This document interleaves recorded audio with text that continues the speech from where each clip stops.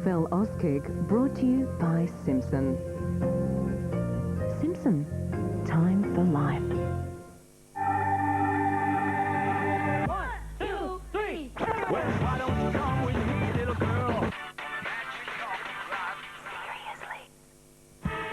The AFL Premiership Season 2003 brought to you by Carlton, brewed since 1864, and our telecast sponsors Carlton Draft, draft beer at its best. Ford New Falcon, can't get enough of this. Discount City Carpet Superstores. Truscott Hi-Fi, best advice, low price. Booze Brothers. Sky City Adelaide, the place to see footy on the big screen. Bunnings Warehouse, where lowest prices are just the beginning. RAA Insurance and Harvey Norman.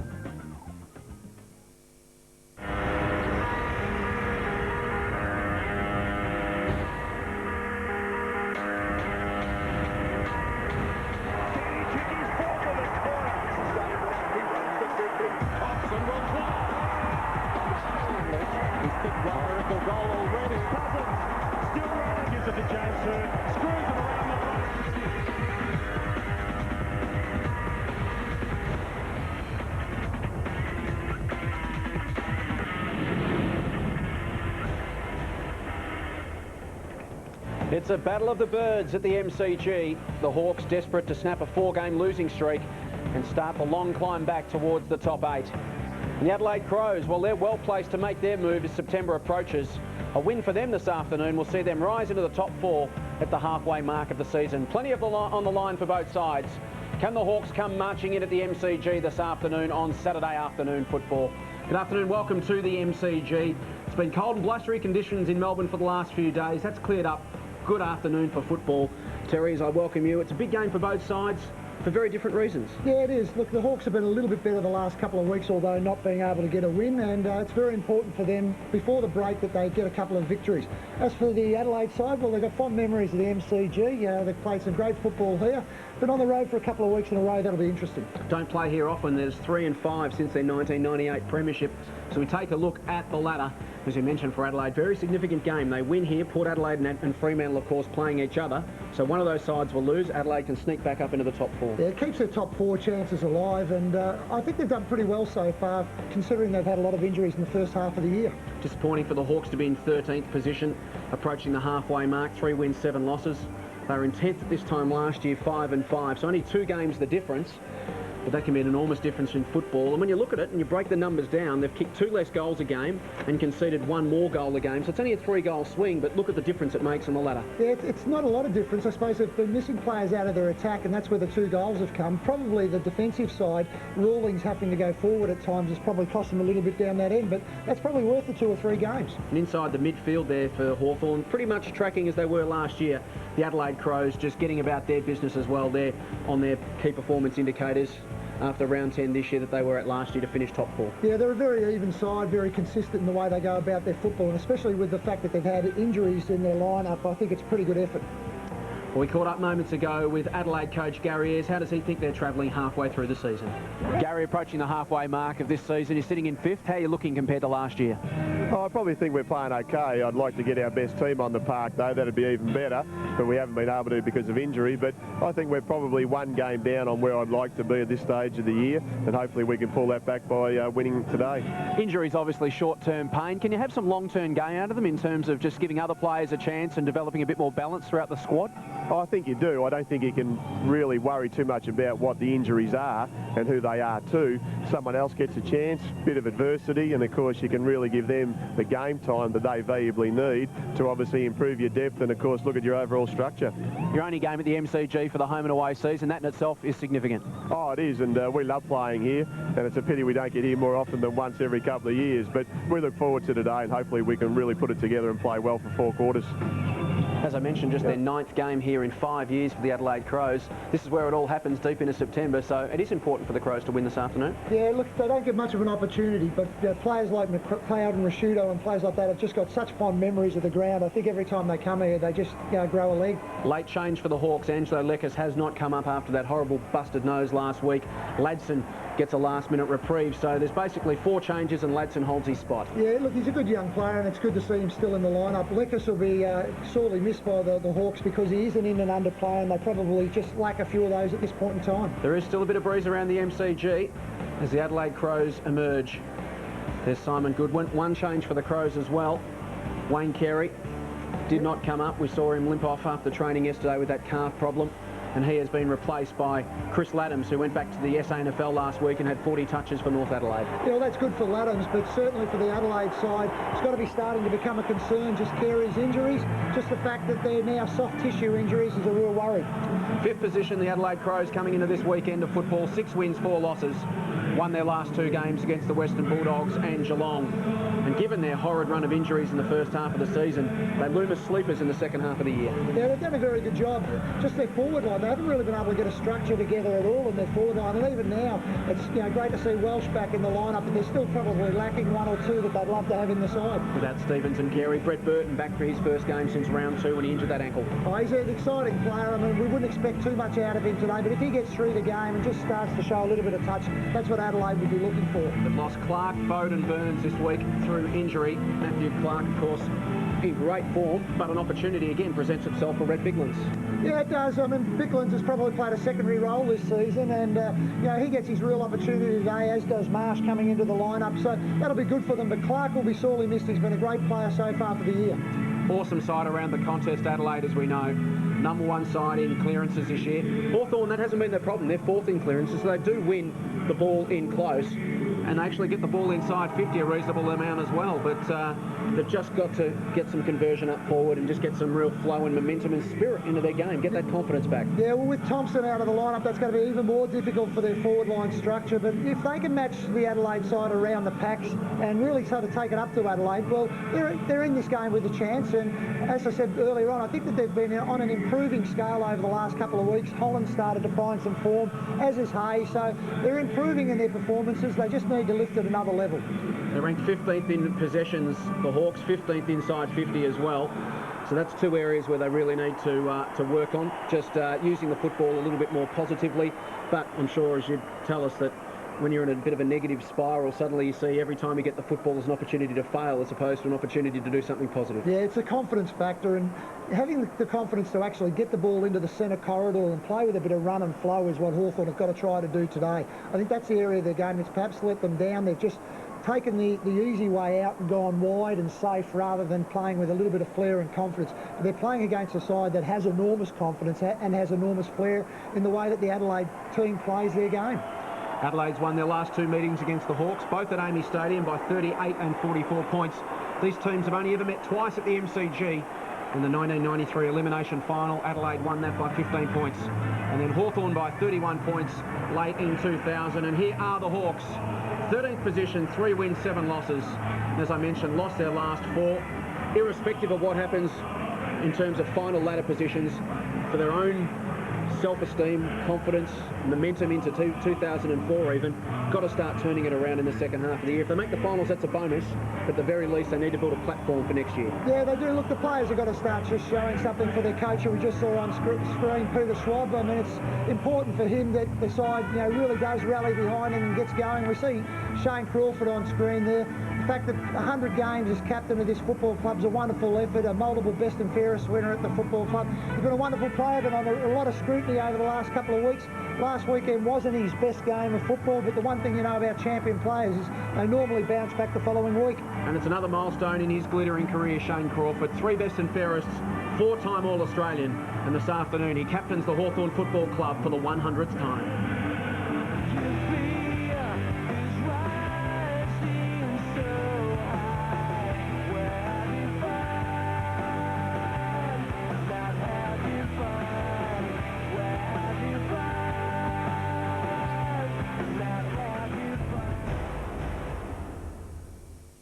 Hi.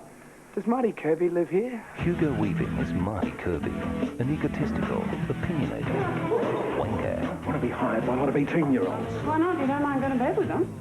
But all that's about to change. Are there any habits that aren't revolting? None that immediately spring to mind. Channel 10 presents an unforgettable miniseries. Marty, move on. After the Deluge, premiering soon. You can get it polishing. You can get it demolishing. You can feel it coming on about 4. A hard-earned thirst needs a big cold beer. And the best cold beer is Victoria Bitter. You can get it reading. You can get it weeding. You can get it any old how. Matter of fact, I got it now. Victoria Bitter. When it comes to great deals on tyres, for repairs guarantee we won't be beaten. Call your local store direct on 132381.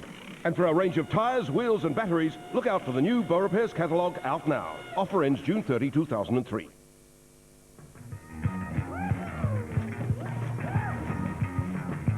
It's on again.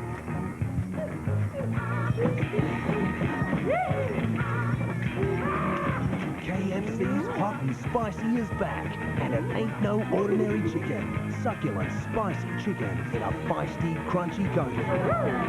Excuse me, please, could you... Shut up! Did you hear something?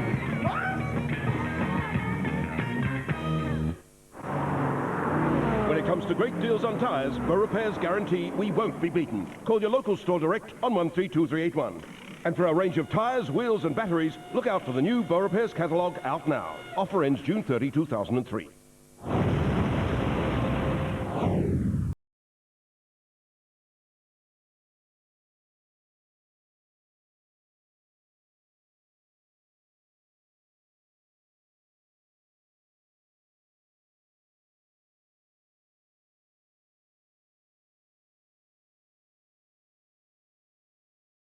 Peter Schwab and Gary Ayres enjoying great success at Hawthorn, as did Terry Wallace, the man alongside me. Terry, different ends of the coaching spectrum from them both at the moment.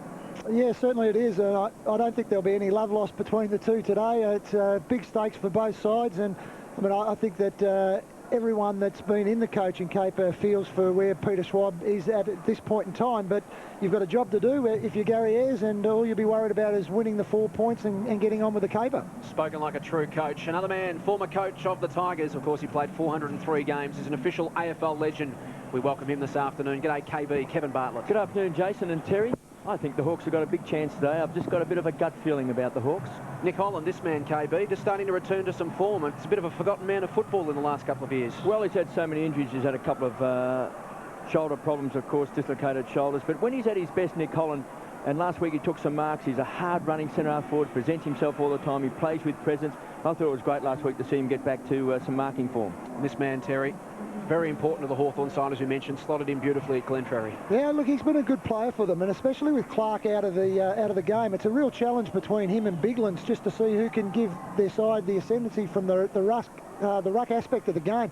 I think it's vital for Hawthorn, if they're going to have any chance in this game, they've got to get first hands on the ball. And when you've got players like Rashudo and McLeod around the action, that's not going to be an easy task. But if he can do that, that'll be a key aspect. Spoken about Shane Crawford, just the 15 touches against Harvey last week. Another man who's standing up, Kevin, Ian Perry, who pushed a bit further up the ground last week with great success. Yes, well, he's had a good season, and generally, I think he plays better when Wayne Carey's not in the side because he becomes more of a focal point. And against Brisbane, I thought he played very well up in Brisbane when they were beaten up there when they had the very small forward line. Matthew Clark and Rhett Biglands vied for #1 ruck honours in the last couple of years at Adelaide. Clark's assumed that role this year, Terry, but as we've mentioned, a chance for Rhett Biglands to reassert himself. Yeah, and I don't think that's been anything that Rhett Biglands has actually done wrong. It's just been the fact that Clark has had such a stellar season at this point. Biglands has always been a player to me that loves a challenge. If he gets a set of tasks, whether it's go to centre-half back and play on a key player or go into the ruck, I think he'll take up the task fine. What about that man, Kevin? You'd love him. Andrew McLeod. Well, he's a superstar, and he's won 2 Norm Smith medals playing on the MCG. I know you said this is their only time they're going to play here this year in the home and away game, but the MCG, that's been the home where Andrew McLeod has dominated. An annual event is Hawthorn's March to the G. We saw footage of it earlier in the program. 4,000 fans from all over Victoria, all over Australia, in fact, converge on the MCG. And from Yarra Park, they march united into the ground. We saw that. The little girl tossing the coin. The best dressed fan is adjudged from the Mark of the G committee. 2 skippers, Shane Crawford and Mark Rashudo. Shane Crawford's won the toss in his 100th game as Hawthorn captain, and they will kick to the right of screen in the opening term. Been brutal weather in Melbourne, wicked weather in Melbourne over the last few days. Incredible winds up to 100 kilometres an hour around the city. But today, beautiful sunshine, a little bit of breeze around, but not too bad, and all things considered, reasonable conditions for football. you wouldn't think the conditions really should have much of an effect on the game. The only thing I say is that the City end is always seems to be the more difficult to end a score at, just because of the fact that it's so open at the moment. So we'll have a look at how that reacts as the game goes on. Shane Crawford just giving his troops one last rev up as we head boundary side for the first time this afternoon, and welcome Mark Doran. Just can't quite hear Mark there. Audio problem. We'll come back to Mark shortly. Both sides just preparing. It's a huge game, as we mentioned, round 11 clash. Big game also for Shane Crawford, because he's tailed up last week, wasn't he, by Robert Harvey? There's been a lot said about that. It's one of the few games where I saw Shane Crawford last week just seemed out of sorts, not quite certain why. He fumbled last week, which is most unusual for Crawford. The one thing, KB, is that quality players normally show that if they have a down one, look out the next week, they really do come back, and I expect Crawford to play a big part in this game. Tyson Stengline's been Adelaide's #1 tagging option for the last couple of years. He's not out there, so it'll be interesting to see how they do play Shane Crawford this afternoon. And conversely, who gets the job on Andrew McLeod?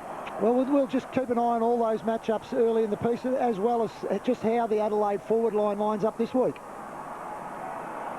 So the Hawks have been close this season. As we mentioned, they've dropped two more games than they did at the same time last year. But you just get the feeling if they can put it all together for 4 quarters, generate some confidence and momentum, they could use it launching forward into the second half of the year. It could start for them this afternoon. It's the round 11 clash, Hawthorn and Adelaide at the MCG. Everett in the ruck against Biglands. Biglands got the tap. McLeod soccers it off the ground. Gets the ball going forward for Adelaide. Laddams goes deep inside 50. Edwards over the top. Couldn't quite bring it down. The ball goes to the boundary. Well, again, looks like the Adelaide side are going to line up with a relatively small forward line. Welsh and Edwards have started inside 50. Perry looks like likely to play that centre-half forward role a bit higher up the ground. So deep in attack for the Crows. Biglands works his way to the front. Tried to get it down to Goodwin. Barlow played in defence on Hamill last week. Crawford to Smith. Got boot to ball, but put it out of bounds on the full. So a chance for Laddams. 40 possessions in the SANFL last week with North Adelaide after playing the first 9 games of the seasons for the Crows. Got a last-minute reprieve this afternoon with Wayne Carey not taking his position in the selected side. He's a sharpshooter, Laddams. 24-21 in his career. 38th game coming up this afternoon from the boundary line. Laddams for an ideal start for the Crows. Magnificent kick at goal. First blood to Adelaide. Well, that's certainly the way you want to come back into the side and get yourself started straight away. He's a good player, Laddams. It's sometimes surprising that he finds himself out of this Adelaide lineup, but you know, he's got all the quality of a forward that can actually go up into the midfield as well, and that was a wonderful goal from the boundary line. Well, he's got 11 goals for the season now. I was surprised that, you know, when he left the Bombers, because he looked like he's a player who's got this beautiful skill on the left side, and we can see there Stone and Perry, they've been at it. As soon as they shook hands or met for the first bounce, they've been at it. So a little bit of heartburn. Biglands beaten by Everett. The Hawks just need an early goal, just to lift the confidence. Vandenberg from the edge of the centre square, kicks wide to the wing. Risciuto is in hot pursuit. Vandenberg goes hard, followed up the kick, squeezed up on the boundary line. Finally over the line for a toss back in. Well, he'll want to be right on his game today, Richie Vandenberg, because he's been given the task by Peter Schwab of going with McLeod, so that's a real big job for him today. Saw him do a great job once on Nathan Buckley. So Buckley wouldn't be as quick as McLeod. That's one of the problems. Again, a boundary throw in. Bench for the Hawks. There's Tony Liberatore down there for the Hawks, having a great season as coach of the Box Hill Hawks. Of course, coached by Terry for many, many years, enjoying his new role in game, playing, well, with coaching these days with the Hawthorn Football Club. McLeod, that's where the danger is. To Begley, who's been very good for the Crows since coming across from the Saints, and Edwards on the stretch has marked in front of Graham. 12 goals for the season to this man. It's a very strong mark over his head for not a tall player, and a player that you really look at him more as being a mobile midfield type player coming out of the goal square. That's a lovely mark against a taller opponent in Graham. So the Crows have started well. This for their second goal in just 2 minutes of action. Tyson Edwards from right on 50, leans back, starts to bend it back, and kicks a goal. Quick! He's coming! Line up, guys! You'd be popular too with clearance pricing as good as ours. Use your ABN number and save thousands on the Tough Ford Courier. Free tray, free bull bar, save 7,200. The mighty F-Series 250, now from just 57,900. And the gutsy Econovan from just 16,980. Enjoy huge savings now, but only from your Ford dealer. So a great start for the Crows. 2 goals in the opening 4 minutes. Possessions 10-5, so incredibly efficient. Just 10 possessions for 2 goals. Back in the middle. Everett got his hands on it. There's McLeod, wrapped up by Campbell. Crawford in there as well, as was Vandenberg. We'll have a bounce. We spoke about confidence, Terry. It's important for Hawthorn to get on the board early so they feel they can get into this game. Yeah, it is. Look, I wouldn't be too panicky at the moment. You wouldn't want Adelaide to get another 1 or 2. Pachoni, wrapped up by Smart. Didn't get the ball away. Umpire said it was held to him. We'll have another bounce.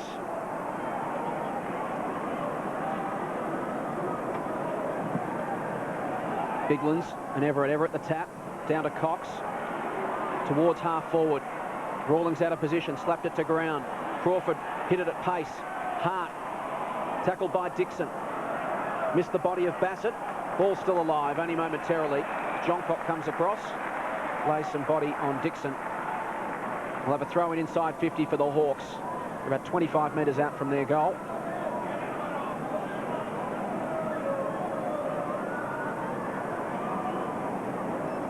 Campbell against Smart in the ruck. Vandenberg, Mitchell there as well.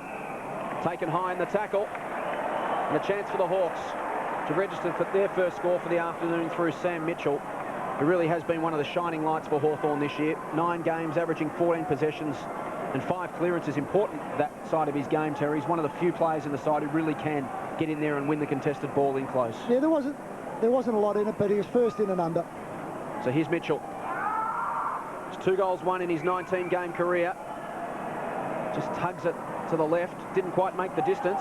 Brown to tidy up for the Hawks. Flips it backward to Crawford on the left. Screws it back towards the goal line. Hasn't got the carry. It's right there. It's still alive. Unbelievable. Rasciuto. And the Crows are away from defensive 50. Good mark to Biglands. Centre wing. Thought about the give to Goodwin. Went himself. Inside 50. Quick transition from the Crows. Over the back of the contest between Edwards and Graham. Graham gets back first. Advantage paid. Handball to Crawford. And they work it out to Hay. He goes short. Finds Pachoni in some traffic. Trying to get free. Releases Hay around the outer side. Has a bounce. Dumps to half forward, but Bassett just gets into the hole in front of Holland and takes the relieving mark. Then rockets the ball to Massey. Comes away. Goes wide. Finds Gallagher. Wants to set it up short. Going to ground. Got to keep your footing. Chance now.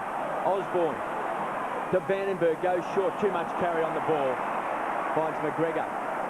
Already we can see the Hawks keen to play on, Terry. I reckon the instructions today is take a lot of risks. Back yourself in from behind. That time, good, strong punch. That came from Stone. Taken by Barlow. Goes short. Finds Cox.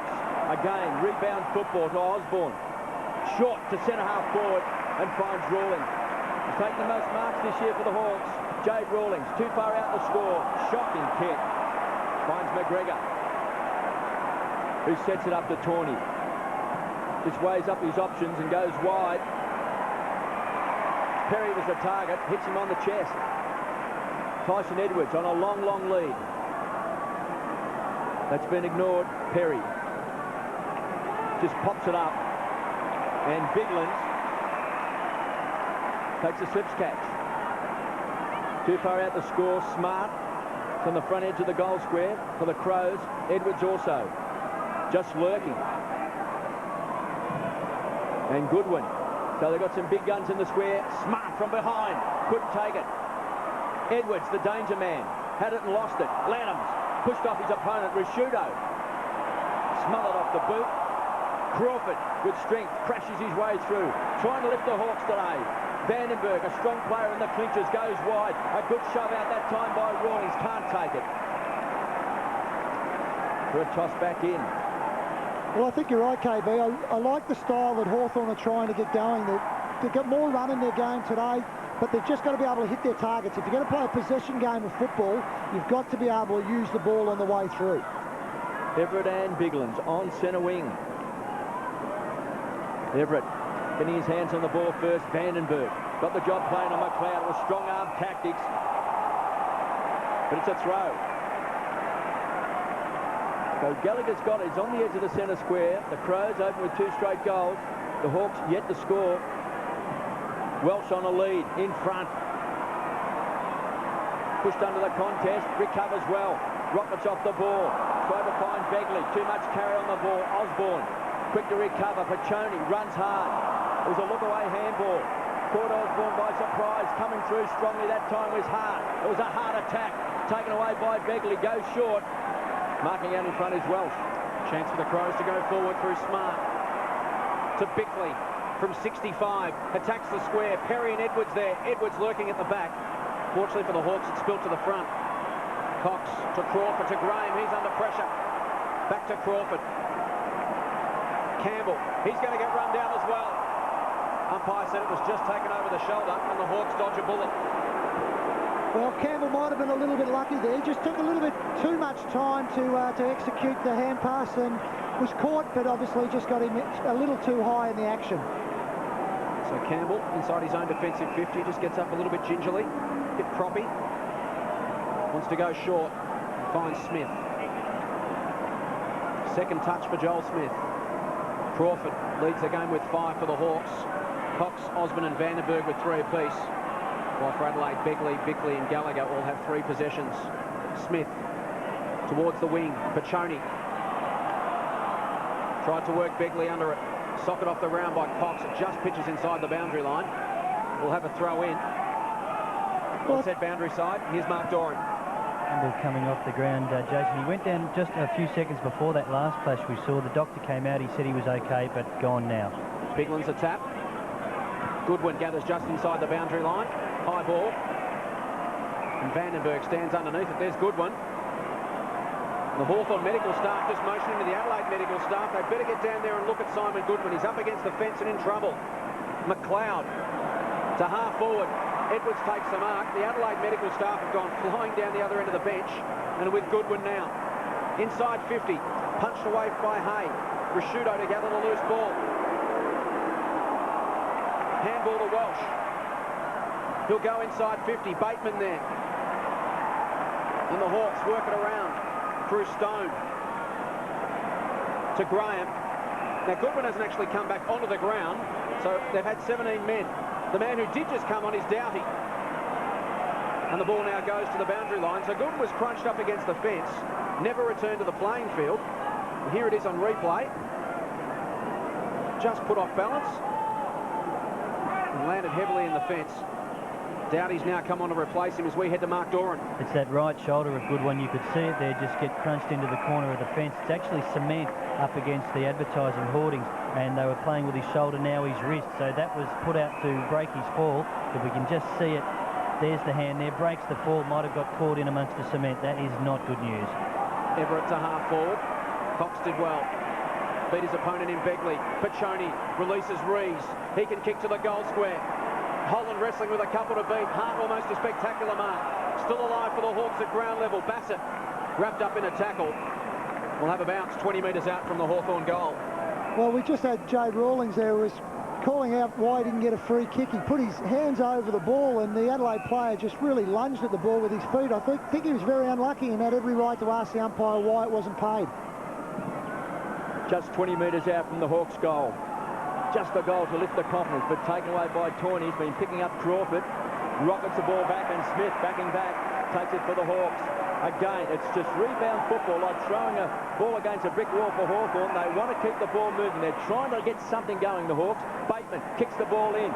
Campbell Brown couldn't take it. Tapped down that time. It was clever play. Massey does well. Finds McLeod. Dances on a dollar. And then with great vision goes wide. Barlow very quickly on the scene, crunches Doughty. They've paid the advantage and Smart's on the charge. Hits the centre wing. Inside 50. Here comes Welsh. Magnificent kick by Smart. And Welsh, leading hard, has got it. You can see the angle, it's tight. He'll be shooting from outside 50. Kicked 3 goals for the season. Last week, just his second game. Today, for the year. A very important player for the Crows. Great camera angle. Way off target. And through for a behind. Well, I would think that the way that Adelaide's going, to me, and I'll ask Mark Doran later on, but just I reckon it's a 2 or 3 goal advantage to Adelaide for those watching at home. Just the ball seems to be carrying further that way. An enormous breeze when you look at the flags. Interesting that Hawthorn decided to kick into it in the first turn. Crawford to Vandenberg through the middle.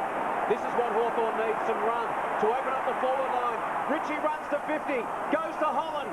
Couldn't quite. McGregor was alongside him, brought it to ground. And now Johncock. It's going to come back in.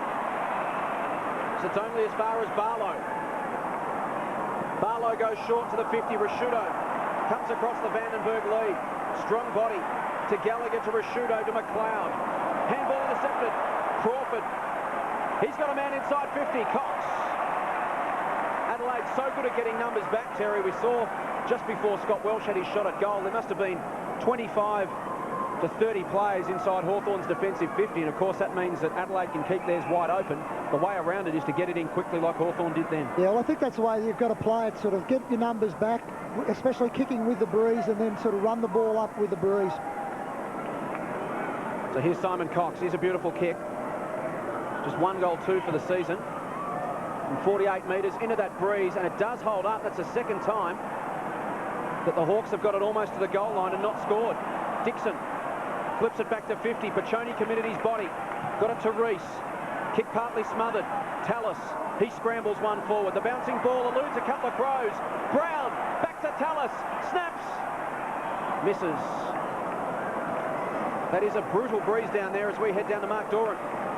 Jason, Simon Goodwin now with ice on the wrist. They suspect that it might have been broken or fractured. He has been able to just stretch it a little bit. As you can see, that's where the point of contact happened. The pain he was in there, he still is in pain, but the good signs are that he's able to stretch the hand. He certainly won't be taking any more part in this match. See him looking straight at his wrist as he landed then. Here's Osborne off the pack. Hawthorn having a good couple of minutes, but they need to convert on the scoreboard. Bassett, the punch. Pachoni the crumb. Evades Begley. Handball. Osborne, the overlap. Bateman, 35 out. And again, they tug it to the right-hand side for no score. So they have had some deep attacking forays, Terry. I think they're playing okay. I don't think there's a lot between the two sides. If they can go into quarter time only a couple of goals down, it's definitely scoring in the other way. McGregor to Edwards, only as far as Everett. Important hand on it. Here's Graham. He goes towards half forward. The kick to set up, and it's picked off by Andrew McLeod. Got to play in front because the ball will drop short. McLeod was clever enough to do that. Tawney just ambles away. Look at that kick. Monster kick. Plenty of carry. That'll hearten Peter Schwab because the Hawks have done well in this first quarter. Well, you just got to look at that kick and say that it might actually be a 3 to 4 goal breeze, KB. That's a monster kick. And you can see the ball holding up when the Hawks go forward. They are trying to run the ball. So the Hawks only won the 3 games this year. Constantly in the news. Lack of effort, lack of performance. Here's a chance. Pounce on that time by Gallagher. High ball to the square. Getting back is Graham. And he marks. The veteran. Game number 194 today. Back in the side after being dropped. Can be a very important player. Such an attacking defender. This is a wild kick. And he's kicked the touch. Breeze helped on that occasion, KB. Just held it up. Well, that's the area of Hawthorn's game. They've just got to pick up at the moment. I think they're playing good football as in winning possession of the ball, but they've given it back too often in the first part of the game. So Everett comes charging in. He's got Marsh to beat. Got his hands on the ball. Was pinched by Tyson Edwards. He's pulled it. And through for a behind. 1-1 to Tyson Edwards, 2-2 to the Hawks. They lead by 13 points. Just under 7 minutes left. Cox to bring the ball back. Finds Crawford.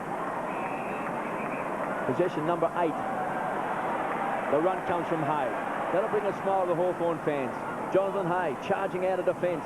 Was looking for Brown. Going in very hard. Couldn't quite take it. Was Rawlings. Cross centre wing, Piccioni. Playing against his old side. Vandenberg's been handy in this first quarter. Ball dropping short. Pushing out that time was Dixon. Didn't get picked up. Kicked off the ground by McLeod. He'll need support. Coming hard was Holland. McGregor playing in front. And McLeod cleans up. The champ comes away from half back. Those loping strides and then a punishing kick. Magnificent kick. Finds Laddams. Onto that trusty left boot. Spots it. Targets Begley. Beautiful kick. Great play by the Crows. Well, one has to ask how Begley and Welsh were both sitting inside 50, virtually with only one man between the two players. And you just wonder how they got that clear. Great play by McLeod. He picks up a metre in about 3 metres, and he's just a wonderful player. And Begley's been a terrific pickup from St Kilda as well. Nathan Bassett just getting the dislocated finger snap back in, KB. Doesn't hurt when you're just watching. Begley from 48 metres out with the breeze right across the face of goal and through for just a minor score. I reckon I'd miss about 4 weeks if I had an injury like that, Terry. I'd be calling in sick. AFL footballers just get it snapped back in and away they go again. Don't kid yourself, Jason. You missed 6. Hasn't kicked a goal this year, James Begley, so maybe he's got the yips. So Cox to bring it back into play. Hard to get much penetration from fullback this afternoon into that howling gale. Graham over the top takes the mark. This is where Hawthorn need to break hard and run it forward as they can't kick long into the breeze. Smith shut down. Crawford back to Graham. Great pressure from Adelaide. A full court press, if you will. Barlow played on. Umpire said he didn't. Very fortunate. Lucky. Goes short to Graham. Again, they're going to try and run the football. It's the only option into the breeze. Bateman. Past Cox. Tallis taken to the line by Laddams. Adelaide aren't playing the breeze very, very well, Terry. They get it, and obviously they use it to their advantage by kicking long, open forward line, and then really pressing hard up the ground to make Hawthorn work hard into it. Yeah, but they haven't really put it on the scoreboard yet. I don't think 2 goals is enough with the breeze that they have. Mitchell flips it over the top to Bateman. High up and under. Will almost come back at him in this win. Rawlings harassed by Bassett. Mitchell on the bottom of the pack. Will have a bounce. Is there any logic at all into kicking into the breeze in the first term, or would it be a case that Shane Crawford wasn't sure which way the breeze was going? Oh, no, look, I just thought that perhaps what they said was if we could be really competitive early in the game, and then as the game settles down, then we've got 2 goes at it. Ever at the tap. They just hope the breeze doesn't swing around in the meantime. Barlow. Begley taken down. Ferocious tackle from Barlow and Mitchell. And the Hawks have been scrapping in close this afternoon. Clearance is 7-6 in favour of Adelaide. Robert Campbell, we mentioned, was ginger earlier in the quarter. Came off, saw some medical treatment and is now just hobbling around the boundary again. We'll hear from Mark Doran shortly. Cox slaps it inside 50 for the Hawks. Gallagher is first back onto it. Uses Bassett. He goes by hand to Hart. Towards the outer wing. Marsh brought it to ground. Crawford gathers. Flips to Cox. Cox by hand to Vandenberg. Been prominent, 7th touch. Inside 50. Chance for the Hawks. Osborne couldn't quite. Piccioni at ground level. Ferocious second effort from Gallagher. First the spoil, then the tackle. He saves the day for Adelaide. James Gallagher leads the game for the Crows with 8 touches. Crawford. He's set upon by Rashudo. Taken high. And the skipper will line up for his 11th possession for the quarter. Had just 15 for the entire match last week. He's back to his best. That kick will drop almost straight. Rawlings got hands to it. John Cock at ground level. Over the top of it, Massey. Pinned by Dixon. The near perfect tackle 10 to 15 metres out from goal. The only question, prior opportunity. No, I don't think there's prior opportunity. I think that's a correct decision, and all you can do is ball it up. Geez, that ball held up, KB. It did. It goes to show you, if you play in front, that's the first thing you've got to do, kicking down towards the city end. So a chance for the Hawks, a goal against the Breeze. They've battled hard. They've been strong in the clinches. There's Mitchell just trying to burrow his way out of trouble. Sam Mitchell for Hawthorn. Strongly built, and he has been very good in this first quarter. In fact, the Hawks have really attacked the ball. Bassett goes to the ground, and Hawthorn players pile on top. Rain falling now, KB. Some light rain starting to fall, and that bright sunshine we saw not more than 10 to 15 minutes ago completely disappeared, and it's very black out towards the city side of the ground, which is where the weather comes from. There it is. It's like a different day. Well, like a rugby scrum, the Hawks have forced it within 15 metres of goal. Risciuto, good hands, good touch. Hammers the ball back, looking for Begley. Kept his eyes on the ball. It was an awkward one. He did well. Gallagher is quick. Belts it off the ground. Smith, close to the boundary line. He'd be happy for the ball to go over. Let's go down to Mark Doran. KB, Robert Campbell jogging just a little bit, although he's lying down again now. The physio's working on his left knee or just below it. They're having enormous trouble trying to get him back on the park. Goes by 14 points, 2-3-15.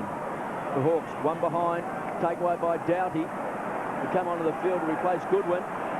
Stone, playing in front, comes away from centre-half back, just tumbles the ball forward. Free kick going back. Now the ball is coming back to Mitchell. He's got on the back edge of the centre square. Goes wide, finds Barlow. When recent weeks has found himself as a defender. Just trying to strengthen up that Hawthorn defence. Vandenberg wants it in the centre square. He's been ignored. So Barlow gets the hurry up from the umpire, goes wide. You can see the ball very difficult in the blustery conditions. Take away by Baccioni. Finds Bateman on the charge. Outside of 50, into the pocket. Too much carry that time for Dixon. And again a boundary throw in just 30 metres around from goal as Campbell gets some attention. Well, the Hawks have been in this position about a half a dozen times. If they could actually just pinch one now before quarter time, it would be it'd be probably worth 2 or 3 goals to them. So Everett's come up for the ruck work. Marsh as well. 2 giants of the game. The ball again will also drop short from the boundary throw-in, so you've got to be smart. Tawney been very good since coming across from the Tigers. So the seconds are going to drift away here for Hawthorn as Tawney goes wide. It's a good kick because Hart can run onto the ball. You'll get support from McGregor. Feigned the handball. Goes wide. Welsh is the target. Close attention from Hay. Forced over. We've got a boundary throw-in. With 10 seconds left on the clock, they're going to have to turn the lights on shortly. It is getting very, very black here at the MCG. Last 10 seconds of the quarter. Wide open forward line for Adelaide if they can win a clean ball. Smart tried to. Barlow got hands on it. Works it forward. Brown dives on top of it. Wraps it up. And it's quarter time at the MCG. You just tuned in and looked at the scoreboard. It's Adelaide 2-3-15. Hawthorn 1 behind. But Terry, not necessarily all that bad a result for the Hawks. No, look, I don't think it was. I thought it was a pretty even quarter. You would suggest that 2 or 3 goal win should have Adelaide about that far in front. They've done a reasonable job, the Hawks, to hold them up after giving away 2 goals very, very early in the piece. But now we'll find out where it sits by half-time. Well, the conditions are testing. It's going to be an intriguing battle. Stick with us. Quarter time, it's the Crows by 14 points.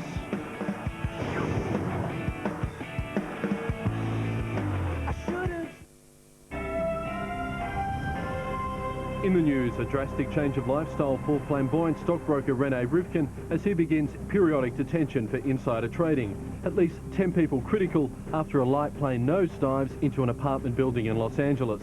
More clouds over the Middle East peace process as radical Islamic group Hamas ends talks with Palestinian leaders. And tears from Australia's richest man at the opening of a new kidney transplant unit he funded.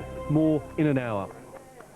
They think kicking is amazing, amazing, amazing. The kind of things you can do. Go! Towards the camera. There's 4 posts, 2 big ones, 2 small ones. 6 points for a goal, okay? It's through the big points, 1 point through the small ones. The ball hit the post, that's 1 point as well. Amazing. Peter Hallier, 40 metres out to win the game. It's a 50-metre penalty. He'll go and shoot from in front of goals. Oh. Get the lowdown on the game after the game. Tonight on 10. After the game, it's going to be amazing. Call Jim's Mowing on 131 546 and we'll not only mow your lawn, we'll also clean up your yard. Call your local Jim for more than just mowing.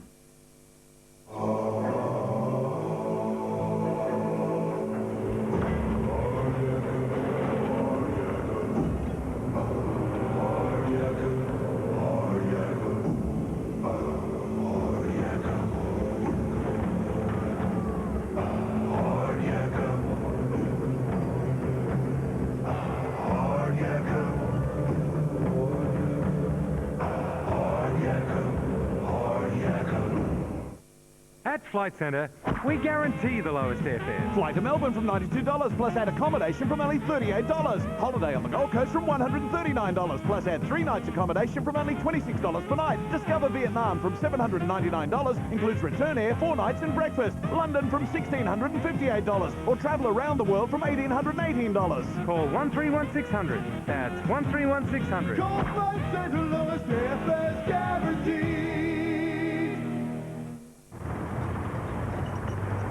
Come on, boys, get a move on it. It's lunchtime. Yeah, righto. That's a big load. Okay, boys, let's get into it. Worked up a big hunger? KFC's ultimate 3-piece feed is back. 3 pieces of our famous chicken, chips, a dinner roll, potato and gravy, Pepsi, liquids for dessert, and a real dairy ice cream avalanche. You'll think all your lunches have come at once.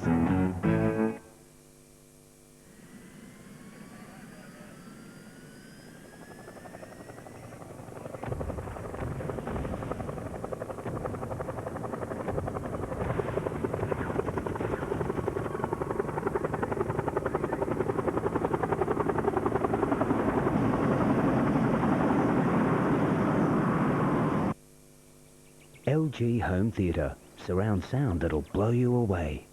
LG. Life's good. Call Jim's Mowing on 131 546 and we'll not only mow your lawn, we'll also do your weeding. Call your local Jim for more than just mowing.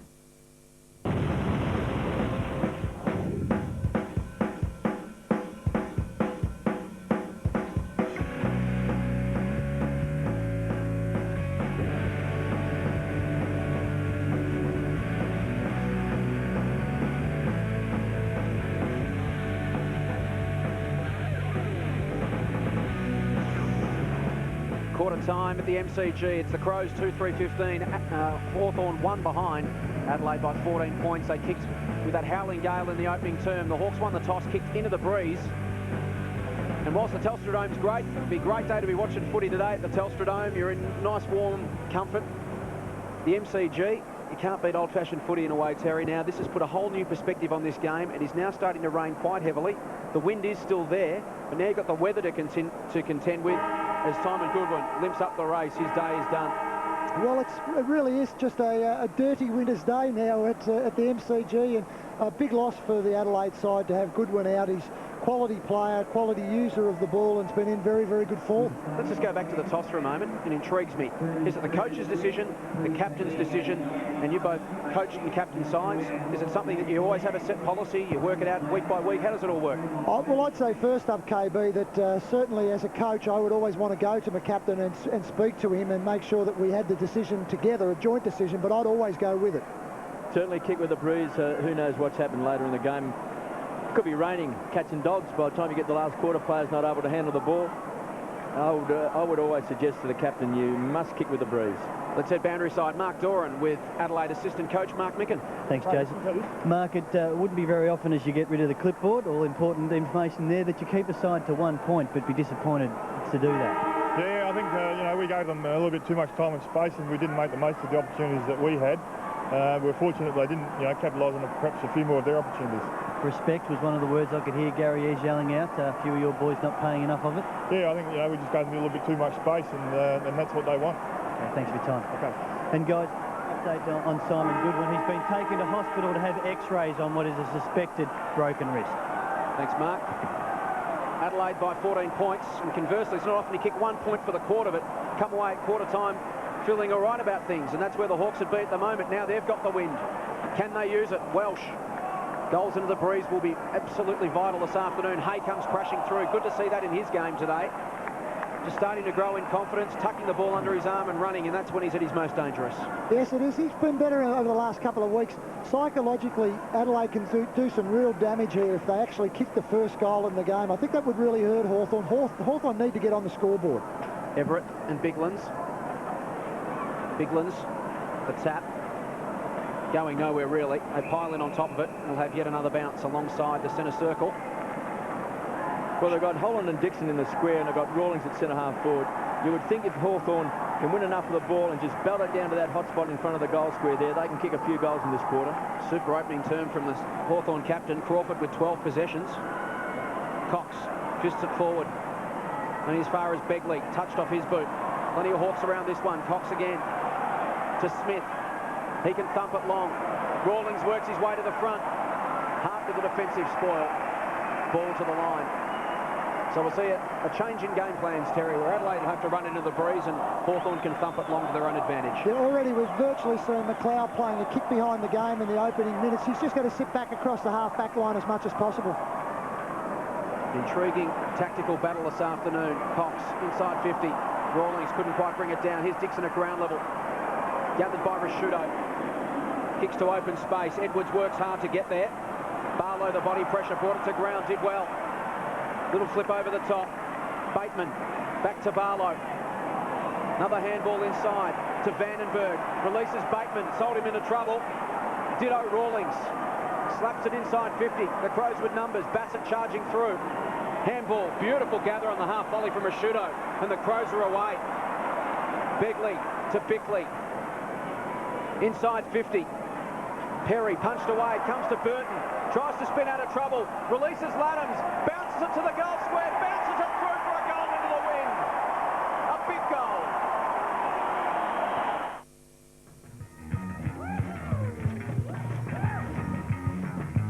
It's on again.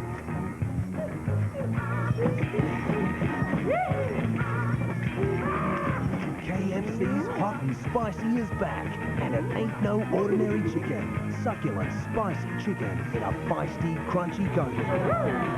Excuse me, please, could you... Shut up! Did you hear something?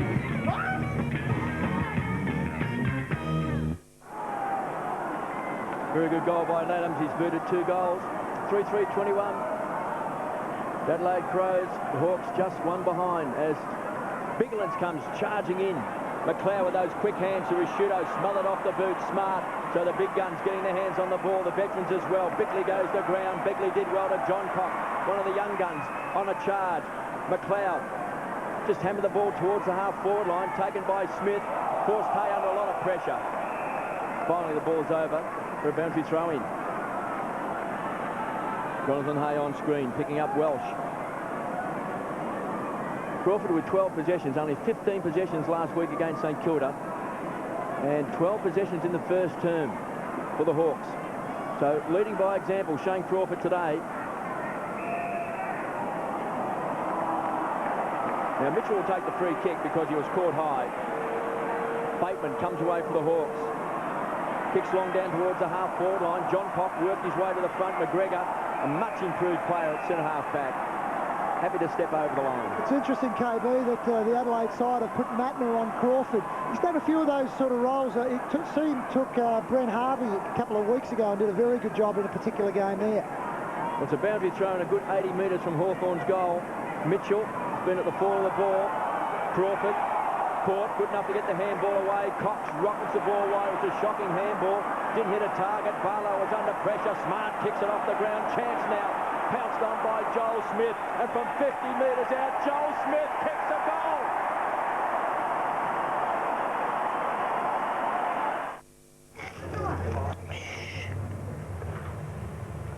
just here having a quiet beer.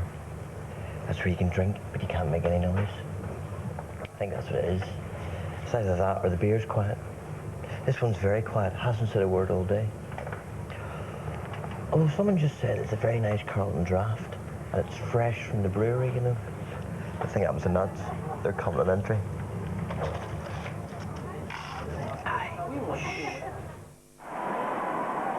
So Campbell, Robert Campbell back to the interchange bench. His left knee just not right. Joel Smith's goal comes 4.5 minutes into the second term. It's the one the Hawks needed with the wind. Marching back to 14 points. Ferocious attack on the football.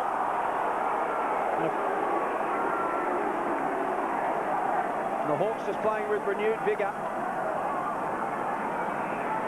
Campbell Brown and Chris Massey. There's Everett and Biglands. The young fella Kane up against Smart. It was Kane who went charging in moments ago into that pack. Playing his 5th game of football this afternoon. Temperatures being frayed a little. And a free kick going to the Hawthorn captain. Adelaide wanting to put plenty of heat on Shane Crawford. He's looming as a crucial player in this contest with his 14th touch. Inside 50, Holland couldn't quite bring it down. Chance again for Smith at ground level. Inside 50, they'll fly 20 metres from goal. Rashudo couldn't quite bring it down onto his chest. Pachoni working in close on the boundary line, goes backward and finds Bateman. So just 6 goals, 5 for Chance Bateman in his 28 games of league football. He goes short and finds Rawlings. Tight angle, deep in the forward pocket. Well, they're certainly peppering. They've had a lot more inside 50s. We're seeing players like Joel Smith charging down the ground. They're playing good attacking football. They've just got to put it on the scoreboard. Inside 50s, 19 to 12 in favour of the Hawks. Possessions 106 to 86. So they're getting plenty of it. Here's a chance for Rawlings to convert. Comes around onto the left. And the word shocker doesn't quite do it justice. No, he wouldn't be pleased with that. Understatement of the year from Terry Wallace. McLeod with the kick in alongside the behind post. But the Hawks have the momentum at the moment. They need to make it count on the scoreboard. McLeod dumps it high outside 50. Crawford floats across the front. Mitchell off hands. Holland taken in a tackle but got boot to ball. Rawlings to Vandenberg from the boundary line. Not quite. Just misses to the near side. But Hawthorn having a moment. Well, they're really starting to pepper the goals. You can just get a feel that if they can actually get another one through, they're going to come with a surge. As long as they don't go too wide, Terry, I think kicking with a breeze, you've got to go to the top of the square. If they do that, they'll put the Crows under a lot of pressure. The Crows still lead by 13 points. Coming across in front was Pachoni. Good work by Mitchell, doing a lot of tough stuff in close. Begley thought he had it and lost it. Mitchell goes to ground. The whistle's gone. Free kicks coming back to Massey. 3-3-21 the Crows. 1-2-8 the Hawks. Smart's got it across half back. What a player he's been for the Adelaide Crows. Looking for Welsh. Good body pressure that time by Hay. Forces it back over the line for a boundary throw-in. Just under 15 minutes left in this second term. Hawks there, 6-1 inside 50 this quarter. They still trail by 13 points. Biglands takes the front position. Crawford has been fantastic for the Hawks. He's had it 14 times. He's a man on a mission today. Now there's a free kick. And it's going to Laddams, and he's been a danger man. He's kicked 2 goals. Too far out to score into the breeze. Burton could be dangerous. The man with the big leap, Burton, couldn't get his hands on it for the second time. Taken away by Crawford. Working at both ends of the ground. Hammers the ball back towards centre wing. Vandenberg's been good. He's had the job on McLeod. Tumbles the ball towards the half-forward line. And there's Gary Ayres. 169 games with the Hawks, 5 premierships, 2 Norm Smith medals. Trying to bury his old club today. Richie Vandenberg's been great. Averaged 18 touches a game last year, down to just 12 a game this year, so 50% down. But he's already had 10 today. He's really set himself for the job, obviously. McLeod's had 11. Edwards got it to John Cock. John Cock with his 4th touch, only as far as Smith. Coming up for his 10th possession. Been important. Wants to move it quickly. Another man who's revitalised this afternoon is Cox.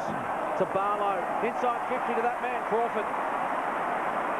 Well, champions respond, and Shane Crawford is this afternoon.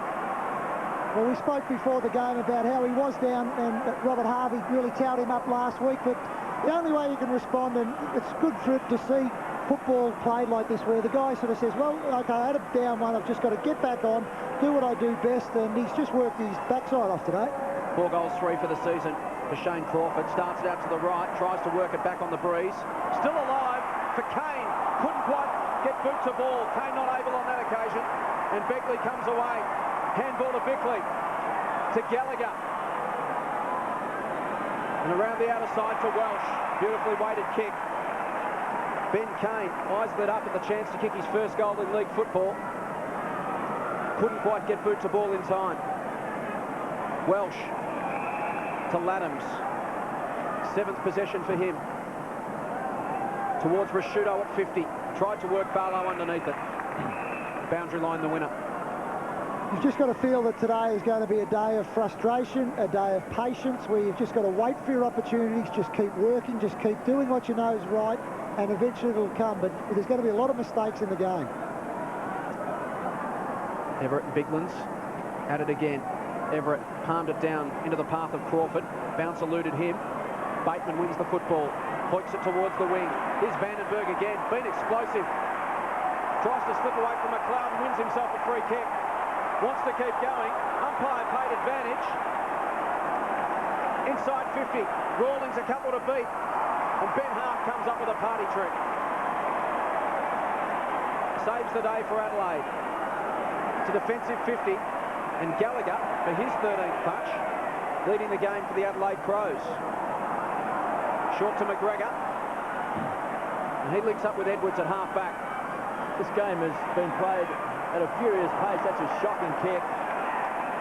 Edwards, hands and knees. Ball's coming back. Bateman will take the free. In the back. He's on centre wing. To Everett, who should unload. Getting back is John Cock. Fine young player, John Cock. As Massey hammers the ball back. He was looking for Welsh, pushed out of the contest by Hay. Hawthorn getting back in numbers. Kane finds Dixon, edge of the centre square. Ben Dixon, young man from Assumption College, goes wide and finds Rawlings.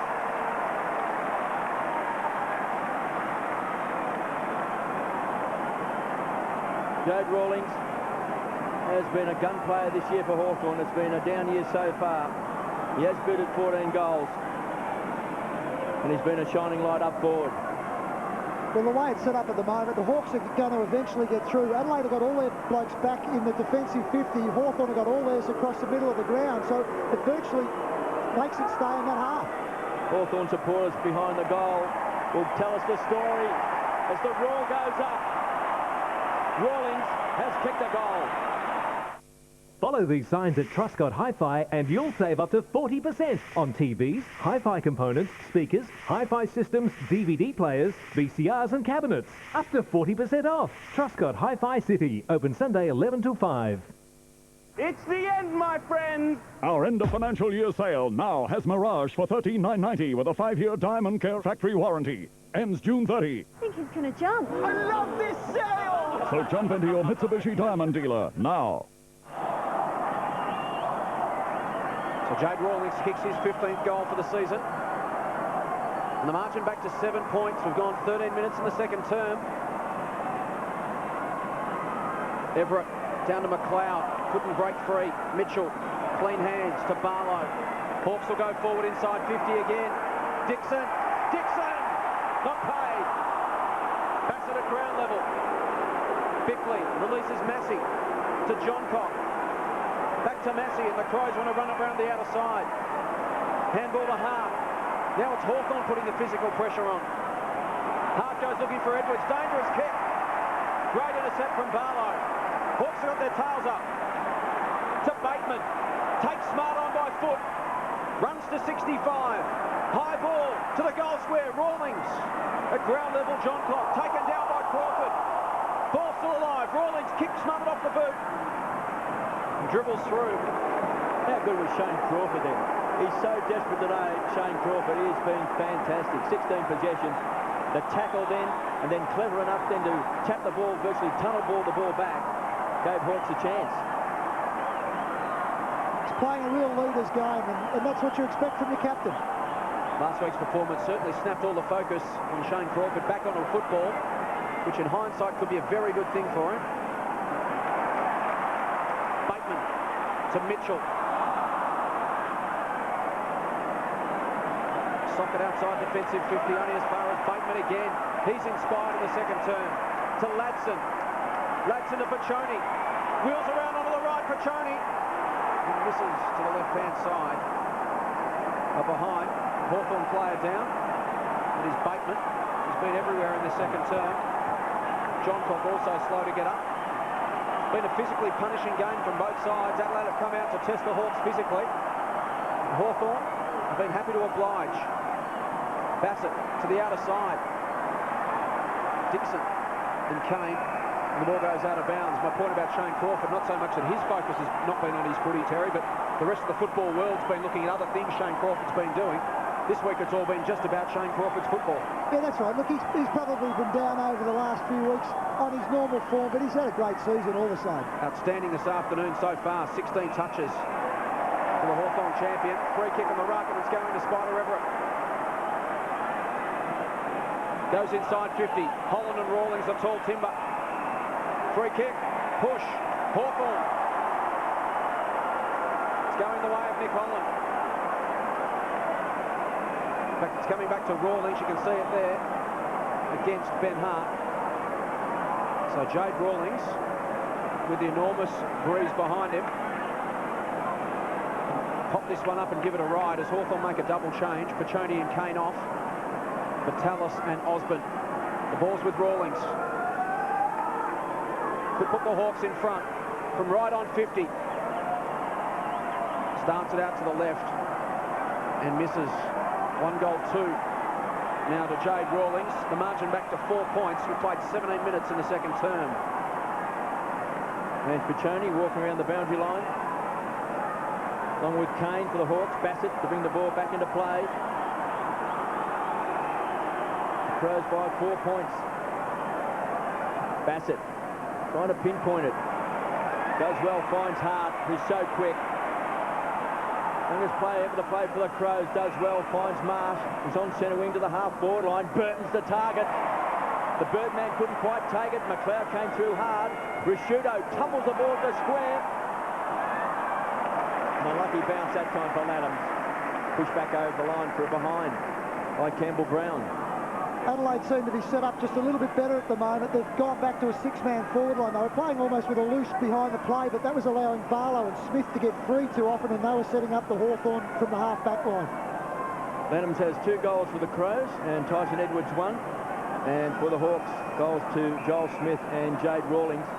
And Simon Goodwin has left with what looks to be maybe a broken bone in the wrist or hand, after being crashed into the fence by Shane Crawford as Hay thumps the ball back towards half-forward line, and Brown, tumbling backwards, takes a beauty. Taken by Cox, stands and delivers. The target's Holland. Got it on the stretch. Dutchy Holland, directly in front, will shoot from 55. And this to put the Hawks in front for the first time today. It was a good strong mark by Holland, but you wouldn't mind leading off Simon Cox. He's just a beautiful one-step kick on that left foot.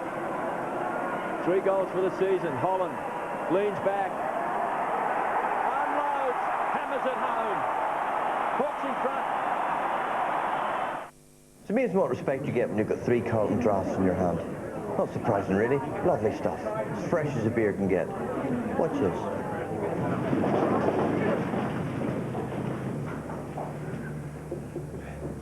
A lot of people wonder how Moses parted the Red Sea. 3 Carlton drafts. Nothing to do with his staff. Had that under his arm. Forgot the nuts. Brewery Fresh Carlton Draft. Draft beer at its best. Hawks by a point. 19 minutes gone, second term. Inside 50, 16-3, as I mentioned, for the quarter. Remarkable statistic. Kicking with this strong breeze in the second term. Crawford wins the tap to Matner. Picked up by Edwards. Pushes wide. Beckley has to stand and wait. Here's Crawford again. Outstanding from the skipper. Barlow ran out of options. Toe poked it to Campbell Brown. He flips it over the top to the run of Tallis. To Everett. And the Hawks enjoying their football. It's probably been a while since we could say that. You could see that Everett really got on the end of that one. He just charged forward. He left Marsh, I'd say, probably about 60 metres behind. Just ran into space and was used. The thing that Spider Everett is, he's just such a good finisher. This is just a vital goal for the Hawthorn side. It's a chance for the Hawks to push forward. They've broken even after 20 minutes with the breeze in the second term. Everett from 50. Lights it off the boot. Claps it through. Hawks by 7 points. They make me feel better sometimes, because I look at my book of barcodes and sometimes when I'm feeling like adrift in the world and I don't really know my place or something's going wrong, I can look at the barcodes and I can think there's something that knows certainly what it's meant to do. It has one task and it gets that information across. It's really beautiful in a way. They're quite the most delightful things. They give me great comfort, I suppose, with their single mission in life.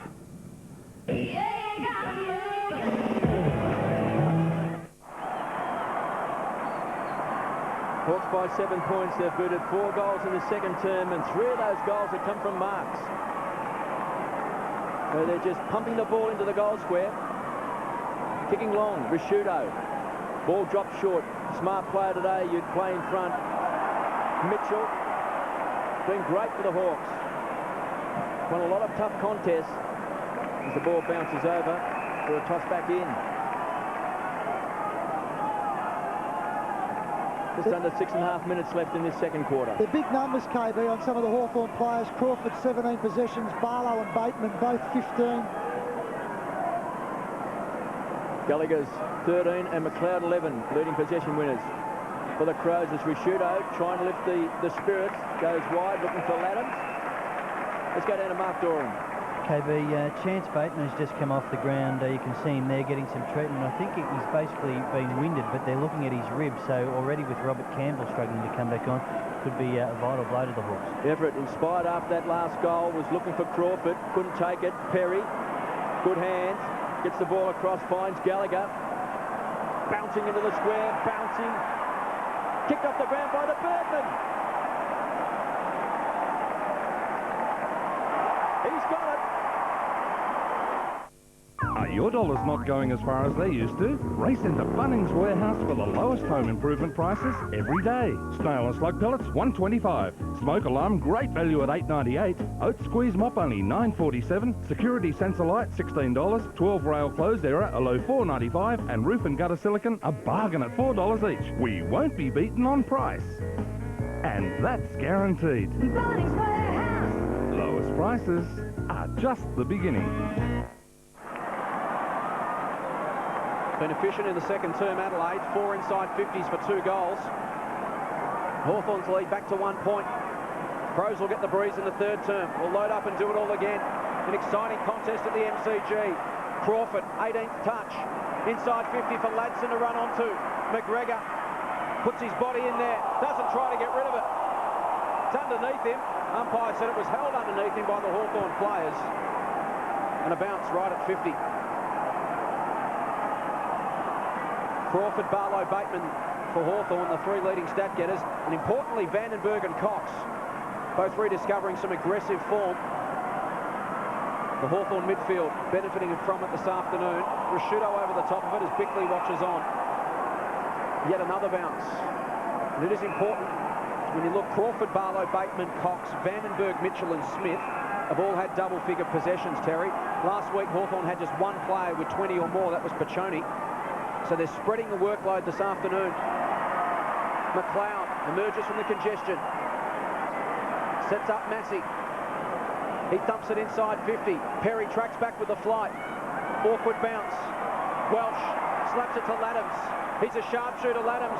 Didn't come off the boot at all well. And a lost opportunity for Chris Laddams. 2 goals, 1 for him this afternoon. And scores level as we approach the 25-minute mark of the second term. Enthralling contest. Well, he's done well for a man who's come in to replace Wayne Carey. Kicked a couple of goals. It's been a handy replacement. Yeah, but been good. Just watch a replay of him there and just saw how much his jumper was blowing. The breeze is very strong. Cox straight up the middle to Smith. Mitchell has to stand and wait, and does. 12th touch for him, to the run of Barlow. Off the front edge of the centre square. Dumps it long over the head of Everett and through from behind to Chris Barlow. But as we see, that kick's gone 65 metres on the breeze, Terry. He's been outstanding, Chris Barlow, coming off the half-back line. He would have probably been disappointed that it didn't finish with a goal. Bassett's got it. The Hound goes wide, drops it in short, finds Massey. He's been handy today across half-back. Hasn't yet really got himself a permanent position in the side, and Walsh on the stretch takes a great grab. Ward's centre half forward, test the strength. Perry taken out of the contest that time was Tawney. To the square, playing in front. Burton Port behind. Holland kicks it off the ground on the full.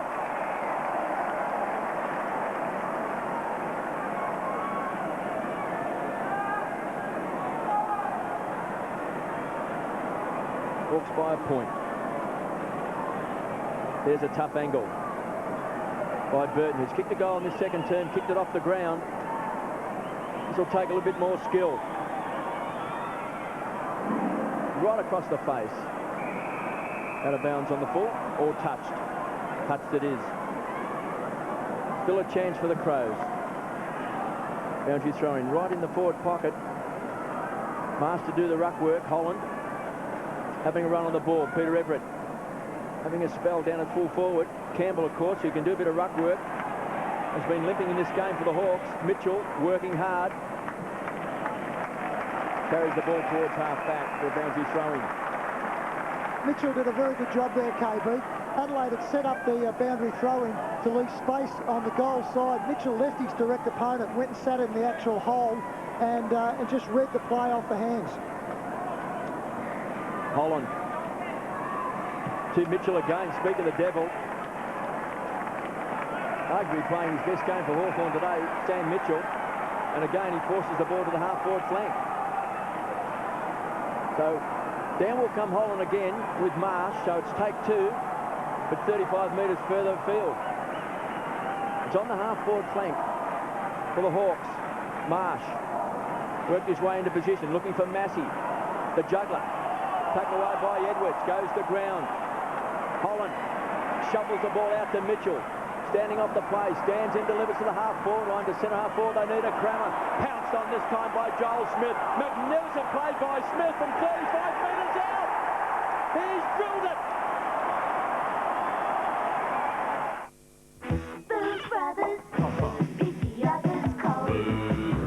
Warm up with this red six-pack. Bethany Shiraz Cabernet and Cab Merlot, Kangarilla Road Shiraz and Cab Sav, Penley Estate Highland Shiraz and Four Sisters Shiraz, plus a bonus Johnny Walker Black, only $79.99. Save over $51. Or grab a carton of Cascade Premium Light, just $23.99. Johnny Walker Red, only $54.49 for 2.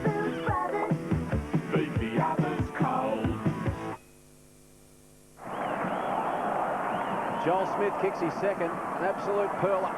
I think he might have tripped the light fantastic there, KB. He might have. To Barishnikov. Yes. Quick footwork. Marsh the tap, Prosciutto the free kick. 12th touch for Mark Prosciutto. Goes out wide to McGregor. Tracks back, takes the mark. Despite the pressure from Crawford.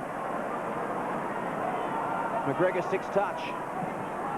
Will go inside 50. Huge pack of players. Graham flew high. Hay almost brought it down. Barlow. The Hawks are away. Here's Mitchell again. Been creative this afternoon with his 16th touch. Just kicks it out wide. McGregor.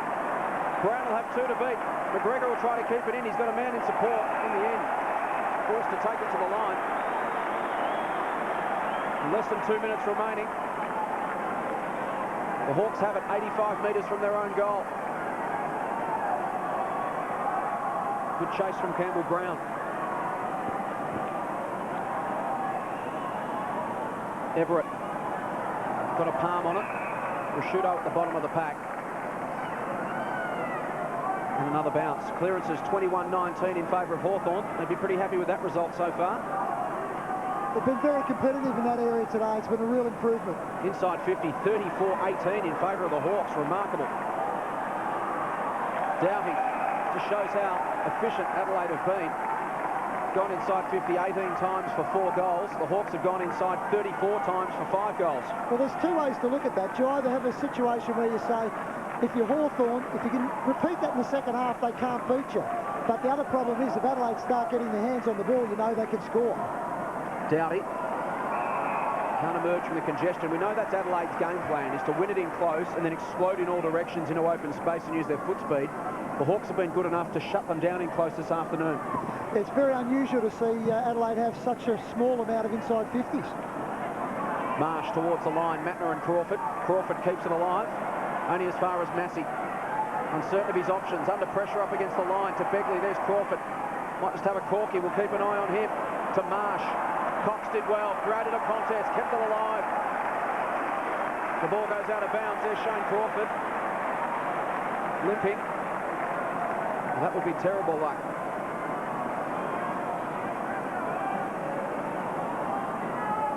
Slow to get up from that one. Grabbing the left thigh, maybe a bit of a cork. And the side of the knee even. 18 possessions for Crawford so far. Edwards, pop one right in the face. Smart from 65. They'll contest 25 from goal. No contest in the end. There's Tyson Edwards.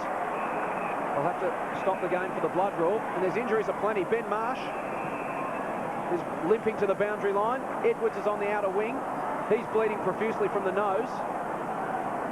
So we'll stop play for Tyson Edwards' blood rule. And here's Marsh. Crawford's on hands and knees as well, on the outer side of the ground with a trainer beside him. Seems to be the left side of the knee, the left knee, as Marsh is carried off. So here's Edwards. Just copped an accidental elbow or backhander there from Mitchell, I think it was. Marsh being carried off. He did his himself. Mitchell had blood coming from him as well. He's just come off the ground as well, so we've got him everywhere. Ladson, half back.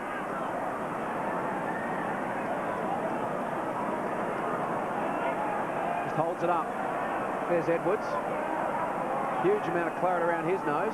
Inside 50, hasn't been spotted by the umpire. Play still carrying on. Surely Edwards would be coming off. Ladson goes again at ground level. As the siren sounds for half-time.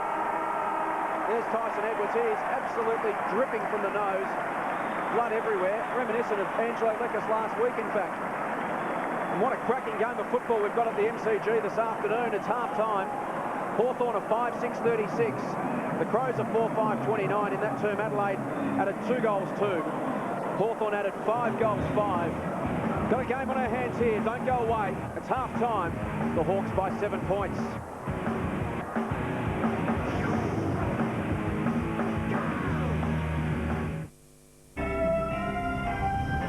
Making news on 10, tasting a new life. Disgraced stockbroker Rene Rivkin begins weekend detention in Sydney's Silverwater Jail.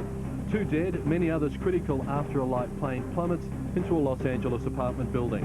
Opposition leader Simon Crean welcomes Kim Beazley's assurance he will only make 1 bid for the party's leadership. And a triumphant last game for Bali bomb survivor Jason McCartney as he retires from the AFL. Details, 10 News.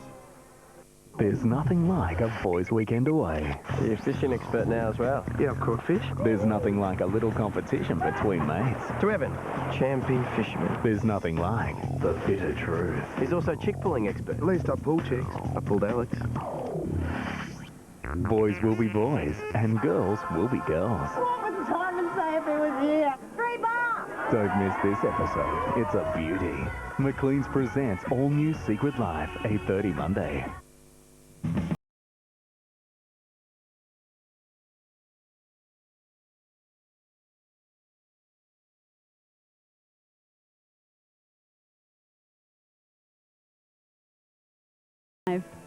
What's your lifestyle? City Living new releases just in time for our stock-taking sale. Casino Club Style 3-seater and 2-seater in macro suede, $17.90. City Living Furniture, your lifestyle. Open 7 days.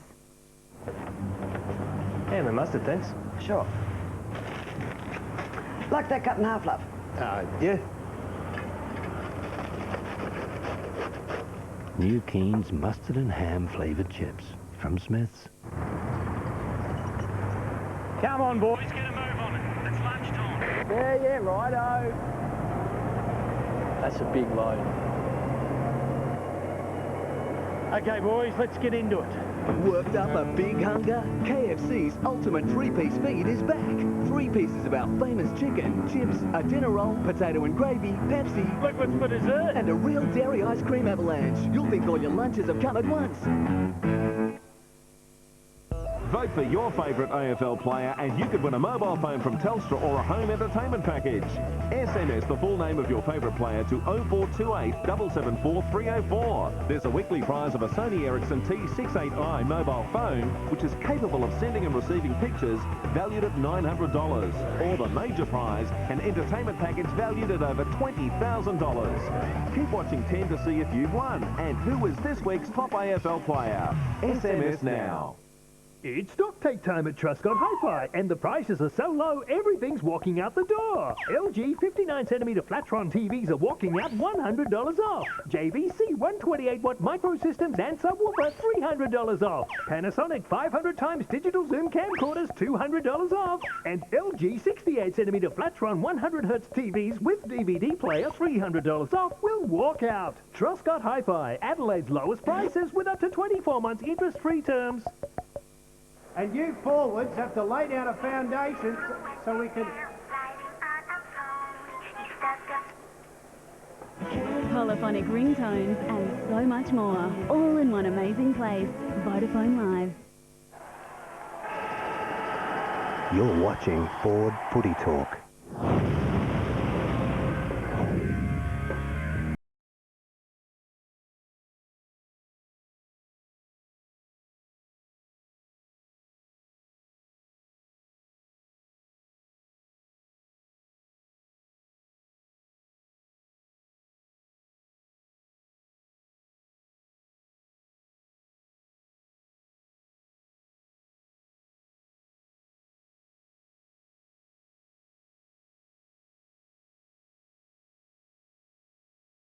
Half-time at the MCG in an entertaining scrap, it really is.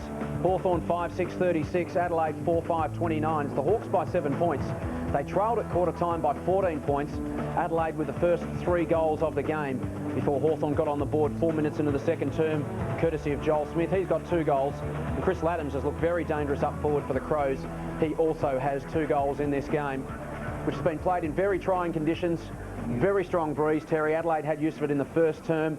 Maybe just underestimated it a little bit early, the Hawks, but Adelaide got to a 14-point lead and were disappointed with that at quarter time, as we heard from Mark Micken, and we saw why in the second term. Hawthorn were inspired. Well, there's a lot to like if you're a Hawthorn supporter in the way they've gone about their football so far. There's no doubt that Adelaide got the jump, got a couple of quick goals on the board, but really from that time onwards I thought Hawthorn have controlled them, and when we saw the inside 50s during the first half, they did have a massive favour towards the Hawthorn team. They've just been running the ball in numbers, prepared against the breeze to run with their hands. This guy on screen at the moment, Joel Smith, I think he's really added something to his game today by charging off the half-back line. He's kicked 2 goals in the first half. They've been aggressive, haven't they? Hayes, another one who out of defence, has really taken it on board to run hard himself, and they've just released the shackles, as we mentioned during the call, to really become the hunters this afternoon. They've had so much pressure on them, and that really started to release in the second term. Yeah, I think that's the case. Barlow coming off the half-back line as well has been an excellent player for them as we watch Everett kick that goal, and that's the one thing that he does so very well, is pushes forward and creates and finishes very well. Joel Smith, as we mentioned, with 2 goals, running hard out of half-back. It has been an old-fashioned scrap of a contest. Lots of physical pressure. We've seen some injuries on both sides. Campbell down for the Hawks. Crawford just late in that term. And of course, Goodwin hurt his wrist, and Marsh and Edwards late in the term as well. Yeah, well, that was just an unfortunate one, certainly, the Goodwin incident. But I think that the side for Hawthorn is if they're going to win the game, they needed to make it a physical contest and make it really like a war out there. And that's what it's been. It's been a war of attrition so far in the first half. And you just wonder, coming off half-time, which of these players are going to stand up, which of them are going to be able to continue on their run. I was a little bit worried about the way that Crawford came off at the end of the game, and Marsh looks in real trouble there. Yes, that's an interesting one. There's Crawford going down late in the quarter, maybe just with some sort of corky or some problem with his left knee.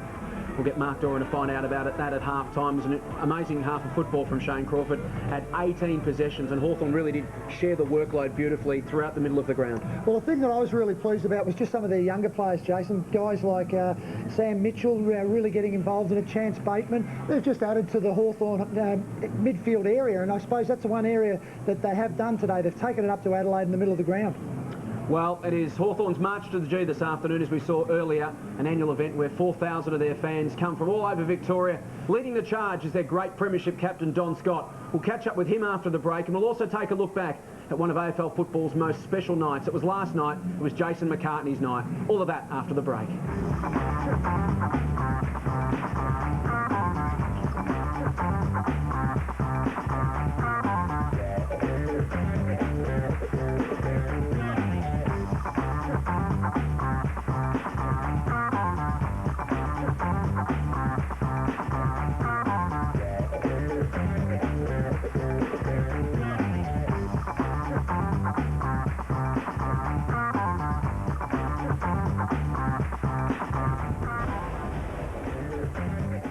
They came to the big city in search of fame. Oh, that disaster in here. 8:30 Sunday. Up on. We'll go for a ride. Discover why life isn't a dress rehearsal. Are you kicking me out? Centre Stage premieres 8:30 Sunday on 10. A woman's body, 2 male suspects, and the catch? They're all lawyers. You're one of the last people to see Jude alive. All new Monday, someone gets away with murder. So how are we going to do this? White Collar Blue, 9:30 Monday on 10. McDonald's Uncovered. You really expect me to believe that the nutritional value of your food is on a poster for everyone to see? Yeah, right. I'll be off then. I finished school. I'm doing a Bachelor of Arts. I really like challenging myself, and it's also good just to help out. So I thought, yeah, I'll try the Army Reserves. A weekend would be, you might do bush skills, and I just finished a course where we did forward driving, and we take these vehicles anywhere they can go. I never thought I'd be able to do that. I think it's probably made me more confident, and it's good fun.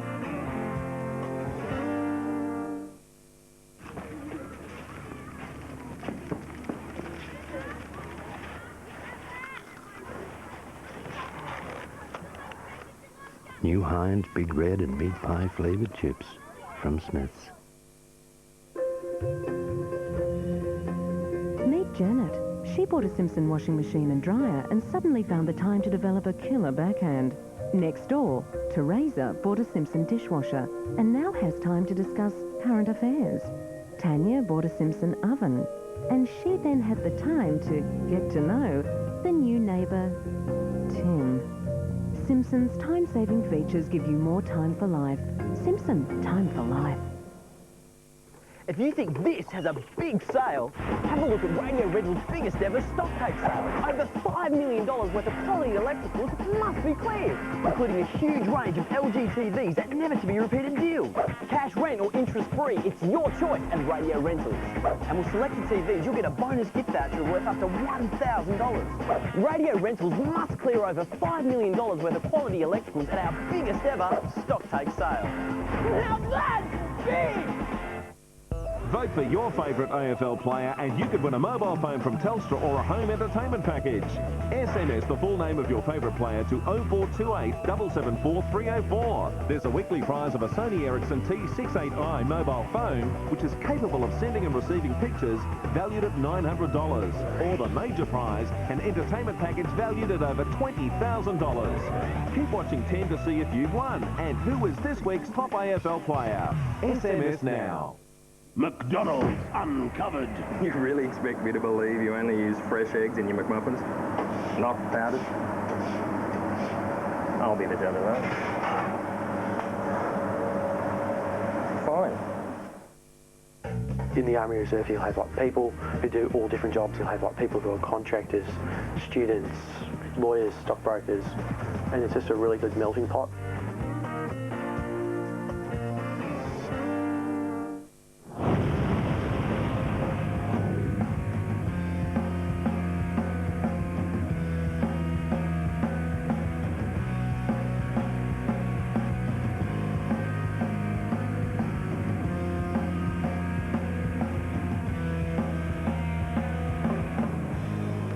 Time at the MCG. It's Hawthorn leading by 7 points in an entertaining game of football.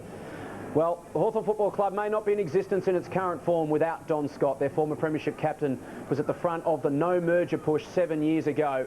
He's proud, he's passionate, he's paid up, and Mark Doran went to find out as they marched to the G today, is there anyone more proud and passionate about the Hawks than the great Don Scott? I don't know about me being proud and passionate about the club. I think the supporters are more proud and more passionate. You know, we're not going well at the moment, and the letters, I reckon it's terrific. And if they can establish this as the supporters, establish themselves as being proud and passionate, I reckon we're starting to make our mark. What about on the field and in turn the coach Peter Schwab? The full support of the board, we hear all that, but how do you see it? Oh no, that's already been talked about, and I can't really add anything more as far as that is concerned. All we do wish is that they'd win a few games, the players. Are you disappointed that the players aren't really performing? I think most people agree Peter's not actually doing anything wrong. Well, you know, everybody's disappointed. I mean, I've never heard the supporters being as vitriolic as they are after we lose, and I think that's terrific, and they've got every right in which to say it, because you know, you get inspiration from that, and well, I do. I don't know how it rubs off on other people. Before we let you go, you've been in the news a little bit yourself lately. What was the actual goings-on a few years ago with Ken Judge? Oh, let's not go down there. Listen, there's legal proceedings, and I've got no comment.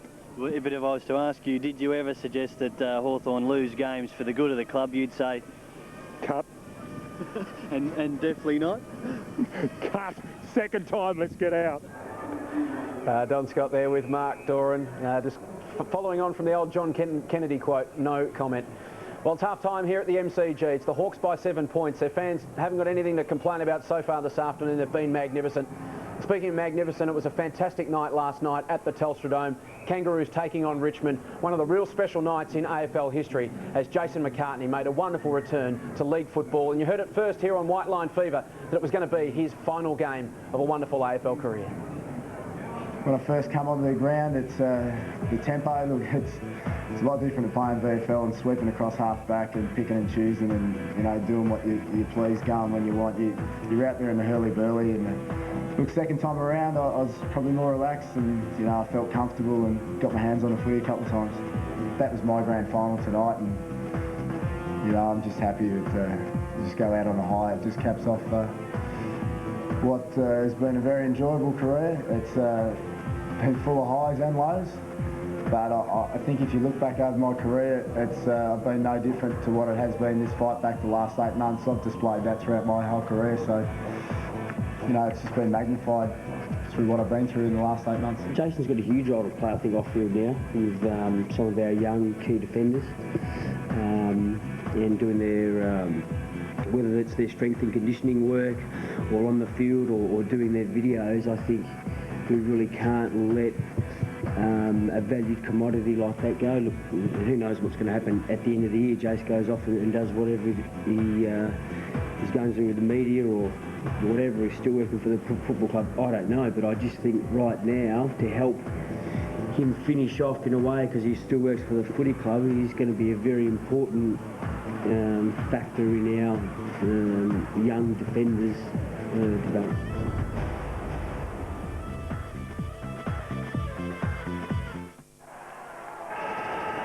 You've been watching Ford Footy Talk.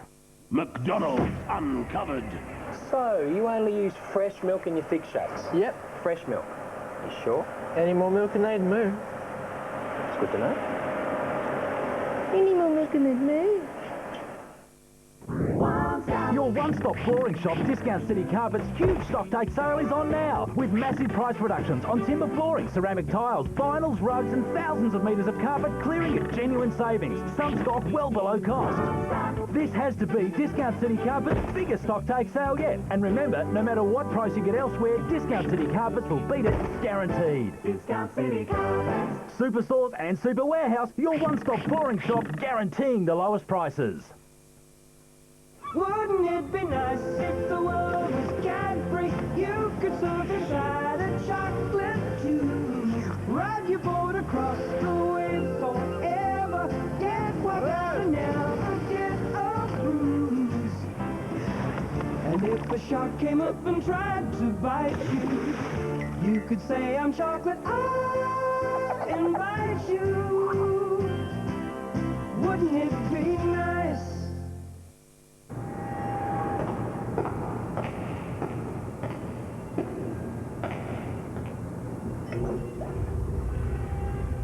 A washing machine that shakes won't last. That's why LG have designed a direct drive system using less moving parts, giving greater durability and balance. LG's IntelliWasher Direct Drive. It's the smarter way to wash. LG, life's good. So, you're looking for a home loan? Do you want the best interest rates? Do you want the best terms? We can help. Why? Because Bernie Lewis Home Loans deals with 27 different lenders, including the major banks. They have 400 different products, so they can find a loan that's right for you. Our service is free, and we come to your place. Bernie Lewis Home Loans. Call them now on 8300 8300. For service, experience, and integrity.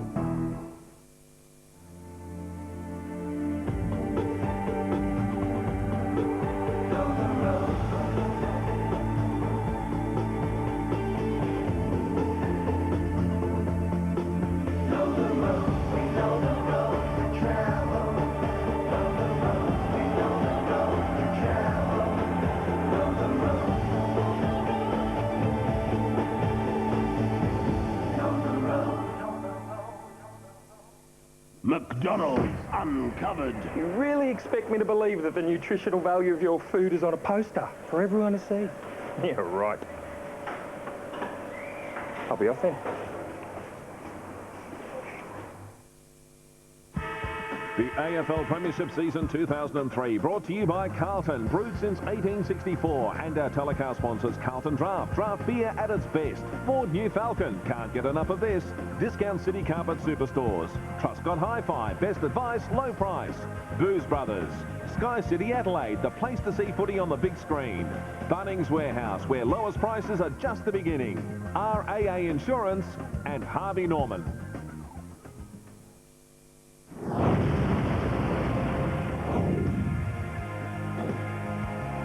Half-time here at the MCG, and it's the Hawks by 7 points. They've just broken from their huddle, brought it in nice and tight for one last message from the skipper, Shane Crawford, as we head boundary side. Here's a very busy Mark Doran. Yes, indeed. Let me see if I can tick him off. Ben Marsh has cartilage damage to his knee, so he won't come back on.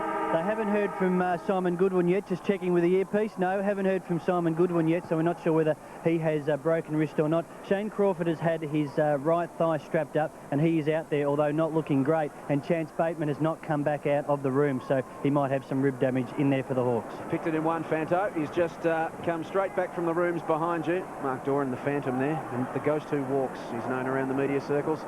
Chance Bateman very gingerly just coming back to the interchange bench and has taken his spot. He's in full tracksuit, so he's not looking likely to return either. So it's a war of attrition here at the MCG. 7 points is the margin. As you can see, the skies have cleared again. It's bright and sunny. There's still a bit of a breeze pushing down towards the left of screen. We'll have to wait and see what sort of impact it has in this third term. The Hawks by 7 points, and a genuine chance to snap their 4-game losing streak as we start the third term. Everett and Biglands. Mitchell over the top of it, being dynamic. There's Crawford. Go high inside 50. Tawney goes back with the flight. Almost enough to bring it down. Dixon in there as well. Hard over the top of it. We'll have a bounce, leading stat getters to half-time. Crawford 19.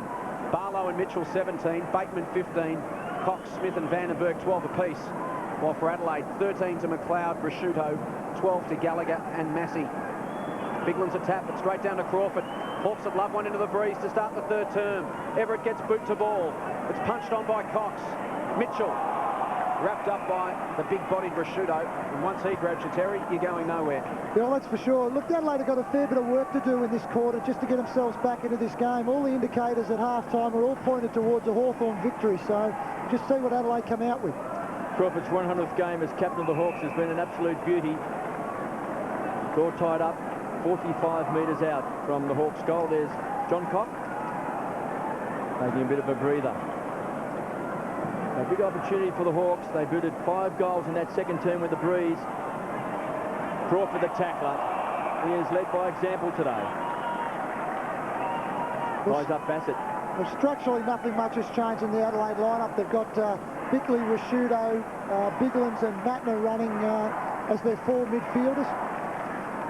Everett, so good with the ruck work, getting his hands on the ball first. Tawney the tackler. And again, it's a ball up. Still on 50. Conditions have been very tough. We've had some rain, the wind, very, very strong kicking down towards the punt road end. That's the direction that the Adelaide Crows are kicking in this third term. Prosciutto the tackler that time on Smith. They booted 2 great goals in the second quarter, coming down from half-back. He's the leading goal kicker for the Hawks, and for the Crows, Chris Laddams has got 2. Came into the side to replace Wayne Carey. So they've forced the ball outside 50. Bickley not having a great day. Hands and knees is Massey. Back to the former skipper. Hammers the ball back, and Barlow, who's really found his niche now playing in defence. Vandenberg has been very good today. Started on McLeod. It's been a very interesting duel. McLeod's had it 13 times, and Vandenberg the same number. There's Lance Piccioni on screen. Started his career with the Adelaide Crows. Just the 4 games before moving across to the Hawks. Everett again. First touch to the Hawks. Trying to crash his way through was Tellis. Reese the tackler. Massey caught high. No free kick. Dragged to the ground. It's a ball up on the edge of the centre square. Well, Hawthorn's physicality today has been a lot better than what we've seen over the last month of football. They've been able to really match it with the Adelaide side in the clinches. They've won the hard balls around the outskirts, and they've tackled very hard as well. I reckon from the opening bounce, Terry, you could see that the Hawks were switched on. They tried to run the ball at every opportunity. That's shoveled out that time by Smith to Crawford. Back to Piccioni. It was nearly a look-away handball. Smith is quick. Runs away from Laddams. Hammers the ball back towards centre-half forward. Cox was the target, couldn't take it. The quick hands came from Reese. Campbell-Brown on the charge. Backs himself in for Hawthorn. Runs to 45. Closes to 40 and kicks a goal. Against the breeze. And that brings the score poised at 272. You'd be popular too if you were selling the multi-award-winning Ford Focus. Europe's mighty performer is now available from an unbeatable 19,980 with free air conditioning. Save 2,680. You heard right. Save 2,680 from 19,980 with free air conditioning. Enjoy huge savings at our annual half-year stock clearance. Only from your Ford dealer. Clever kick from Campbell-Brown. Kept it low into the breeze. Just had the legs to get there. Hawthorn extend their lead out to 13 points. Bigland's a tap. Smith to run on it for the Hawks to Tellis. Been irresistible for the last half an hour, Hawthorn. And again through the midfield. Vandenberg wants to take them on. Bigland's back towards half forward. Barlow almost a one-hander. Here's Laddams to Prosciutto to lift his side, inside 50. It's 2-on-2 down there. Graham gets there first and happy to trot to the line. Almost 5 minutes gone in the third term. The Hawks by 13 points. Gary Ayres looking suitably concerned. He knows they're in an old-fashioned scrap this afternoon. Ladder positions mean nothing from here on in. Bigland's a tap. Mitchell's been outstanding. Crawford back to the line. Well, you'd expect, Jason, if Adelaide were to win this game, you'd expect that they'd need to be at least 2 goals up at three-quarter time. So that's a 4-goal turnaround now. It's a difficult task. Enormous goal, that one from Campbell-Brown, to blow that lead out to 13 points.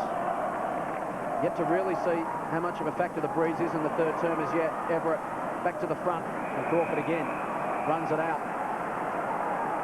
Just having a look at the flags, I don't think that there's much change. I think that it's still probably about a 3-goal breeze down that the left side of screen.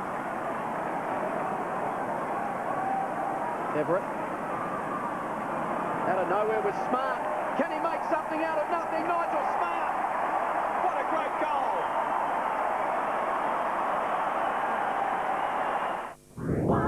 Your one-stop flooring shop, Discount City Carpets' huge stock take sale is on now, with massive price reductions on timber flooring, ceramic tiles, vinyls, rugs and thousands of metres of carpet clearing at genuine savings. Some stock well below cost. This has to be Discount City Carpets' biggest stock take sale yet. And remember, no matter what price you get elsewhere, Discount City Carpets will beat it, guaranteed. Discount City Carpets. Superstores and Super Warehouse, your one-stop flooring shop, guaranteeing the lowest prices. There's the veteran Nigel Smart on screen. He has been a mighty player for the Adelaide Crows. He's dragged it back to a 7-point ball game. Biglands comes charging in. Got a mighty leap, taken away by Mitchell. Pinched it. Been handy today. It's been very good for the Hawks. Going wide that time was Reese. Gets the ball back to Crawford. He's been a star. Hammers the ball towards the half-forward line, and Pachoni pushes Tawney over the line. Some big news from Mark Doran down on the boundary line. Mark, we saw Lee Colbert involved in a nasty crunch last night with David King. Yeah, Jason, I've just spoken to Jeff Walsh, the Kangaroos football manager. He has confirmed that Lee is having emergency surgery as we speak for a suspected bleeding pancreas. If that is the case, it will obviously be a delicate operation, and the result of which would put him out for the entire season. It was just a knock Colbert received from teammate David King, innocuous knee to the ribs, and at the moment Lee Colbert's season in doubt. Thanks for that, Mark. As Rashudo kicks the ball towards centre wing, there was a big pack of players. Bickley feeds it off the general, tries to get it to Burton, who's upended by Mitchell, and takes the free kick. Brett Burton, the goal in the second term, off the ground. Haven't seen any of his trademark big grabs today so far. He's between wing and half back. Kicks down towards the half-forward line. He was looking for McGregor. The Hawks just pile on top and force the ball up. Well, Mattner, last man up. Well, it's characteristic, but Mattner was the last man up, but the next three blokes in were Hawthorn players. They're just getting numbers to the ball in these contests all the time. 70 metres from the Crows' goal as Biglands gets his hands on the ball. Bickley trying to work his way into the game. McLeod, the tackler, hasn't quite had a huge impact on the game today. Just so used to seeing McLeod on the MCG just with those great breakaways and fantastic speed of foot. Just tearing the opposition apart, but it's been tight today. Mitchell's been terrific in close. There was McLeod, thought he had it. Vandenberg has been wearing him closely today. Loose ball. Crows again tied up. Tawney, 1, 2, 3, 4, 5 Hawthorn players around the ball, and he's done. That's indicative of the game. McLeod had it, was pounced upon. Edwards had it, he was pounced upon. They can't just get the open space they need to work their magic. So the Crows, just in their one and only game in the home and away season at the MCG, coming up against a fired-up Hawthorn side. Forced back over the boundary line for a toss back in. 42 plays, 35. It's 5-5 to 6-6, and the Hawks in front. For Gary Ayres, Terry, how do you release some of your stars to create some space? Well, you are. You're just wondering where the spark's going to come. I just think that players like Bickley around the ball, they've just got to... And Edwards, the tough players have got to just start to win more possession of the football. Edwards got it to Burton. Ineffective kick only as far as Cox. High ball back towards half forward. Rawlings from behind. Hart read it beautifully and took the mark. The veteran, Ben Hart, 260 games of football. The age of 28, still got plenty left in him. May not be that many 300-game players in the next few years, but you'd expect he'd be one of them. At ground level, Bickley flicks it out. Mattner throws it on the boot. Inside 50. Hay leads Welsh to the ball. The pitch is on its end. Still alive for Laddams. Tries to turn Osborne inside out. Very clever kick. Beautifully done. He was under pressure. Fortunately for him, he was on his left-hand side and just pulled it back. And Chris Laddams has been most impressive this afternoon. He has. He's played a wonderful game so far. I just thought Osborne overplayed his right-hand side rather than his left-foot side just a little bit too much. Gave him a little bit too much time and space, but it was beautiful vision and a lovely kick. So Perry, 40 goals, 39 in his career. Goal kicking has been one area that has let him down over the years. 8 goals, 10 for the season. Vital kick, this one.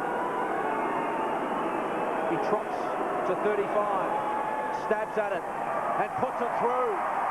It's a 1-point ball game at the G. Perry gets his first. Adelaide. Are your dollars not going as far as they used to? Race into Bunnings Warehouse for the lowest home improvement prices every day. Seagrass door mats, 2 for $3. Stormwater pipe, $11.98 per length. Wintergreen lawn feed, $17.95. In-colour ceiling white, $29.98. Hammer drill, a bargain at $19.95. And 10-pack of light globes, only $2.98. We won't be beaten on price. And that's guaranteed. Bunnings Warehouse. Lowest prices are just the beginning. Nick Holland has gone back onto him. 6'6" plays, 6'5". Showing plenty of spirit, the Adelaide Crows. Been a good duel too, Everett and Biglands. Mitchell dumped that time by McLeod. Matner needs clean hands.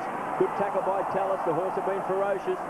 Tyson Edwards is a tackler. Over the top is Doughty. And again, it's a ball up, and the ball is still inside the centre square. Well, I reckon Sam Mitchell's nearly got his hands on the ball first out of the centre bounces nearly every time this quarter. Well, he's had it 21 times. Only Crawford's had it more times, 23. Baccioni, the juggler, couldn't take it. Thought he hadn't lost it, then just scoops it out. And he's been pinged.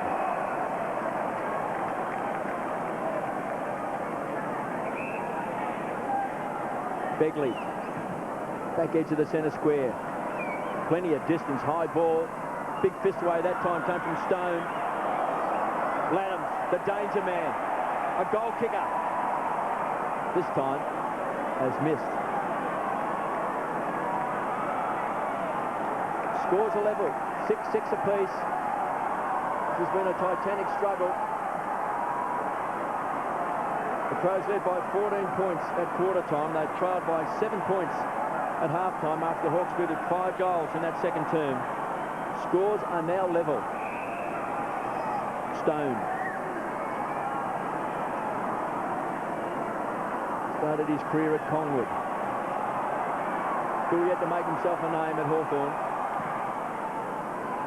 Kicks long, hugging the boundary line. Big fist back. Risciuto. Those great hands. Just bullocks his way into trouble. And then out. And a great kick. A drop short has been marked by McGregor.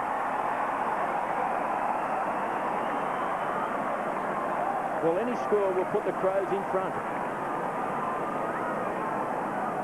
Well, this is one of those kicks that he really has the opportunity of just setting it up and letting the wind do the rest for him. It was wonderful work over in the boundary line by Risciuto. He looked likely to be pushed out of bounds, but on his left foot, centred the ball up, and they've now got an opportunity to go. He's kicked 2 goals for the season. Distance won't be a problem. Strong breeze behind his back.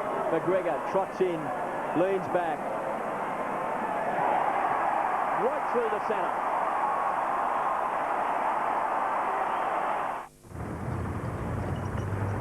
Come on, boys, get a move on it.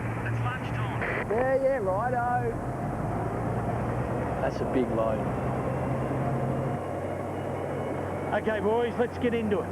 Worked up a big hunger? KFC's ultimate 3-piece feed is back. 3 pieces of our famous chicken, chips, a dinner roll, potato and gravy, Pepsi, liquids for dessert, and a real dairy ice cream avalanche. You'll think all your lunches have come at once. Great contest at the MCG. Adelaide digging deep.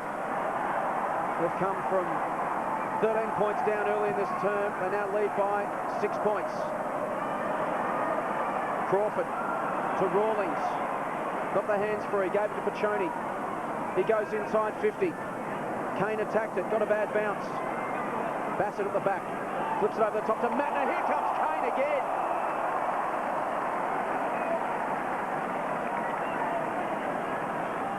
To attack the packs ferociously a couple of times this afternoon has Ben Kane in his 5th game of football. the youngster from Upway Tacoma at the foot of the Dandenongs here in Melbourne. Campbell Brown keeps it alive from on the 50, kicks to the danger zone. Perry tracks back, off his hands, chance for Nick Holland. Perry's still there. Burton comes across in support.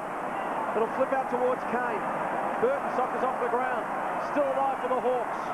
Dixon to Cox. Back to Kane. Scrubby kick inside 50. Diffused by Ben Hart. Now the Crows to counter-attack. McLeod releases Burton into open space around the outer wing. Can have a bounce. And then thump it long. Welch is target. He'll have a couple to beat and does. Great transition football from the Crows. Something we haven't seen enough of. But Gary Ayres is liking this afternoon the likes of McLeod being released into open space. And how was the measured handball? He just weighted the ball out in front of Burton so that he could run onto the football. Just lovely play. Well, every kick seems to be a big kick in the context of this game. This would give Adelaide a 2-goal lead at the 16-minute mark. With still another 15 minutes or so with the breeze. Welch, 45 metres out, tugs it left. It's going to the line, it's still alive. Ground level, it's still there. In the end, Nick Stone decides discretion to be the better part of valour and concedes the behind. The margin now 7 points. We've gone 17 minutes in the third term. Adelaide have added 3 goals too. The Hawks 1 goal. Hawthorn have just now got to just back themselves in and keep playing that possession football that they were playing early in the game. Just can't afford to tighten up at all. Less than 8 minutes on the clock in the third. As Jade Rawlings decides to thump it long. Barlow is target. McGregor and Dowdy will both fly. Dowdy at ground level. Wrapped up. Ferocious tackle from Joel Smith. Tackles this afternoon 38-32 in favour of Hawthorn. Clearances 28-25. Sam Mitchell with 9 clearances for the Hawks. So it's a ball up just outside 50. Biglands and Everett, they've been at it all day. Vandenberg been very good for Hawthorn. Piccioni paddling the ball along in front. Got to go hard. Bassett is the tackler. Himself without it, KB. It'll come back to Piccioni. Piccioni on centre wing. 7-7-49 the Crows. 6-6-42 the Hawks. Cox spears the ball in. Looking for Holland. Needs a kind bounce. Needs support. Dragged to the ground. Perry, strong tackle.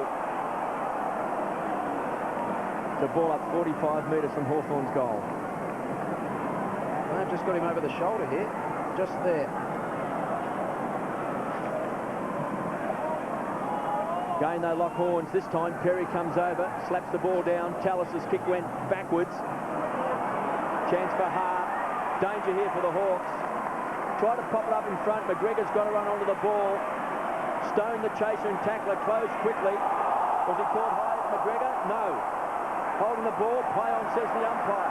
Chance for Barlow with great hands. Feeds the ball off. Standing and delivers Vandenberg back towards the half-forward line. Holland was running with a flight. Intercepted that time by Begley. Spears the ball into Beckley. The general, can he set it up? Goes short. Tyson Edwards looks dangerous. Too much carry on the ball. Chance now for Haig, pushing and shoving the ball. Going in hard that time was Osborne. It was great play by the youngster. Took the ball very quickly. The race is on. Crawford, he's been magnificent today. The House of Bolger has been a ratings winner. That man on screen has led by example, Shane Crawford. Just his attack on the football, he just worked so hard. There was no way known that anyone else was going to win possession of the ball once Osborne got rid of it, apart from Crawford or the boundary line. Everett to Mitchell. We've seen that many times today. Ugly bounce. Holland bundled off the ball that time by Perry. Goes short, they can raffle it. Bingo. Lucky number 11, Doughty.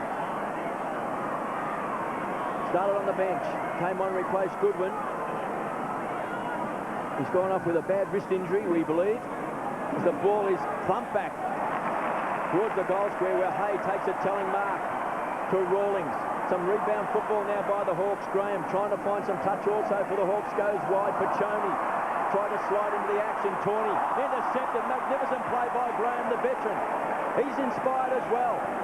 Pumps the ball back towards the half-forward line. Campbell Brown overruns the ball. Bassett close to the line. Brown disappointed he didn't quite get the run of the ball. He's been very good, Mark Graham, today as well. I just thought from the opening bounce, he really set himself to have a big match, and he's done a great job in the defensive end. Michael Osborne electing to stay out on the ground, been hobbling. The doctor came out to him, shoot him away, wants to continue. There's Mitchell again. He's had 10 clearances. Make that 11. He got it to Barlow. Dribbles towards half forward. Cox and Bassett. Massey to clean up for Adelaide. To Burton. To Bassett.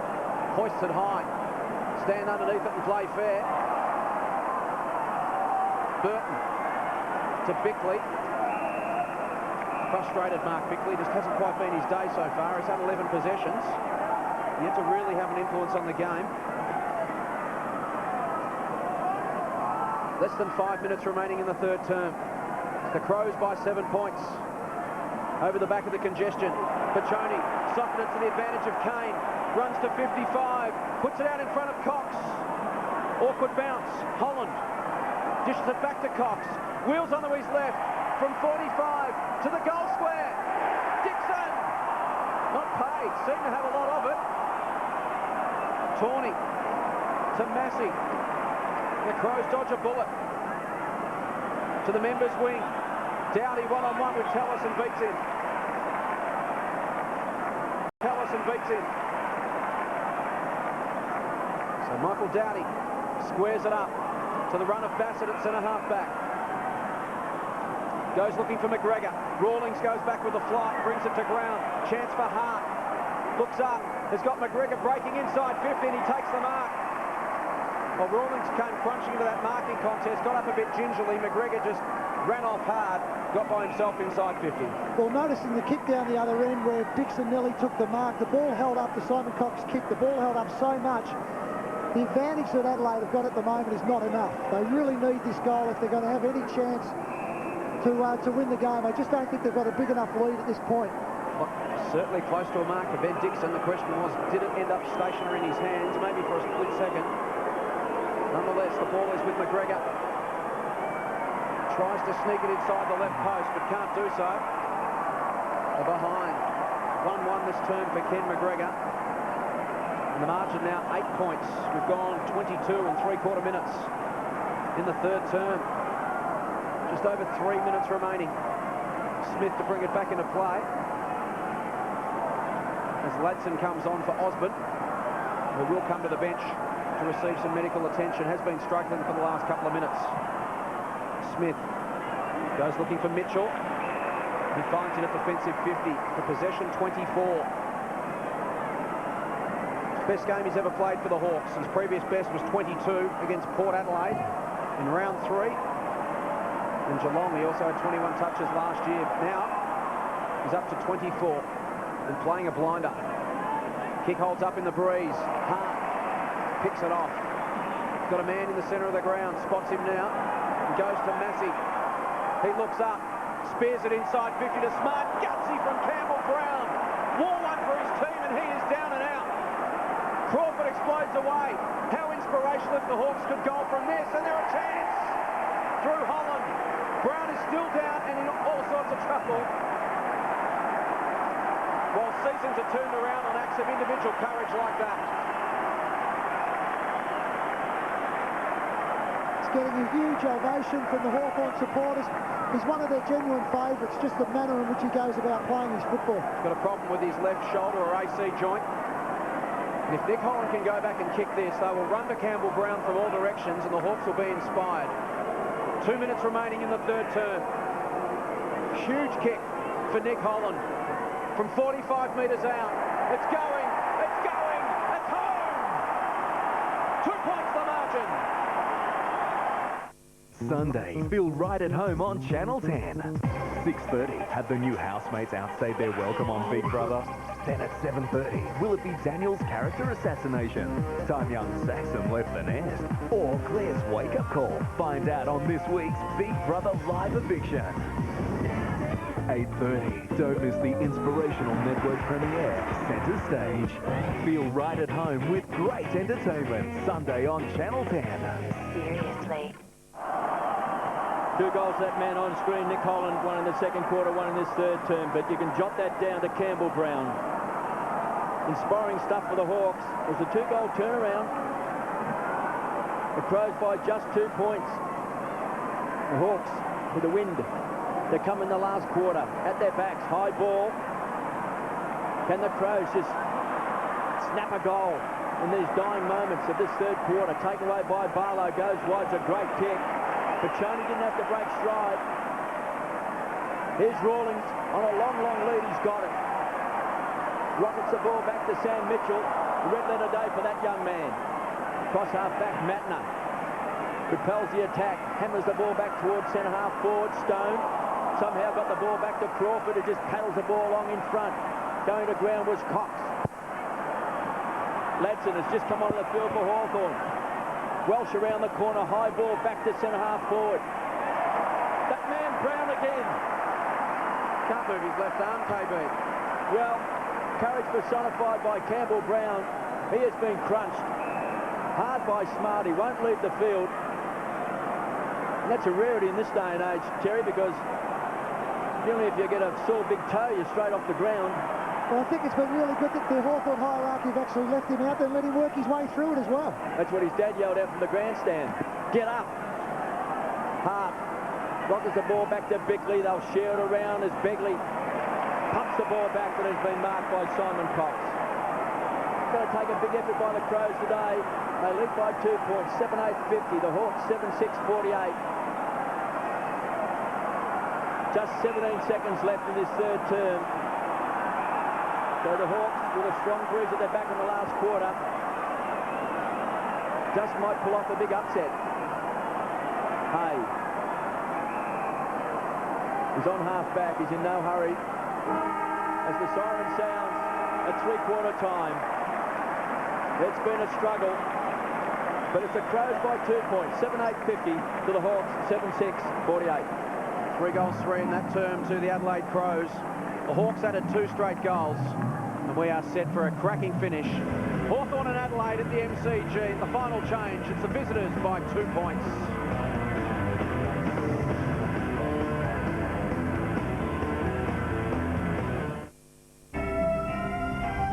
In today's news, waving goodbye to freedom for 36 hours, stockbroker Rene Ripken begins weekend detention for insider trading. 2 dead, others critical after a light plane plummets into a Hollywood apartment building. More clouds over the Middle East roadmap as radical Islamic group Hamas ends contact with Palestinian leaders. And tears from Australia's richest man at the dedication of a new kidney transplant unit. Details tonight in 10 News. Oh, you pull it out of your ass. You always do. You're our wonder boy. David Wenham is Alex Kirby.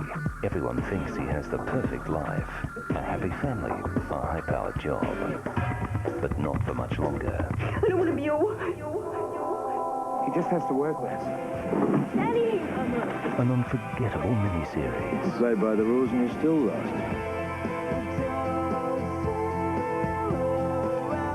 Channel 10 presents After the Deluge soon. McDonald's Uncovered. So, you only use fresh milk in your thick shakes? Yep, fresh milk. You sure? Any more milk and they'd move. It's good to know. Any more milk and they'd move. When it comes to great deals on tyres, for repairs guarantee we won't be beaten. Call your local store direct on 132381. And for our range of tyres, wheels and batteries, look out for the new Bow Repairs catalogue out now. Offer ends June 30, 2003. Dreamland's Pick a Package is back. Pick a package and save. Take a bed, add a mattress, choose from Manchester, and you have picked a package. And you will save. Our packages start from only $3.99. All styles of timber beds. Trim it with iron. Plain metal beds too. Add a mattress, add pillows, a quilt. Choose a quilt cover and fitted sheet. Add furniture too. Build your package the way you want. Mix it all together and save even more. Pick a Package is back, but only at Dreamland.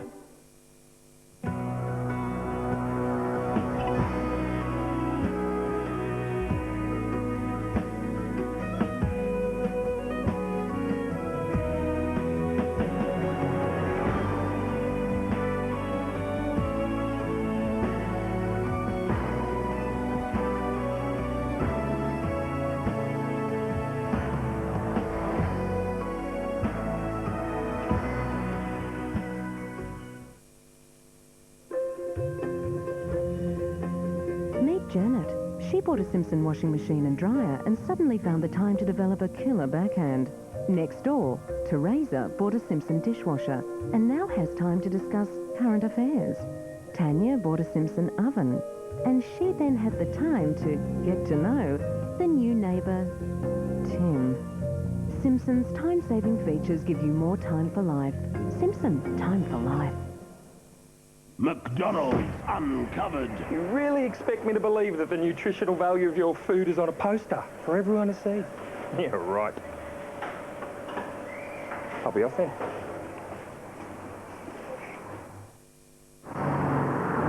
When it comes to great deals on tyres, Repairs guarantee we won't be beaten. Call your local store direct on 132381. And for a range of tyres, wheels and batteries, look out for the new Repairs catalogue out now. Offer ends June 30, 2003.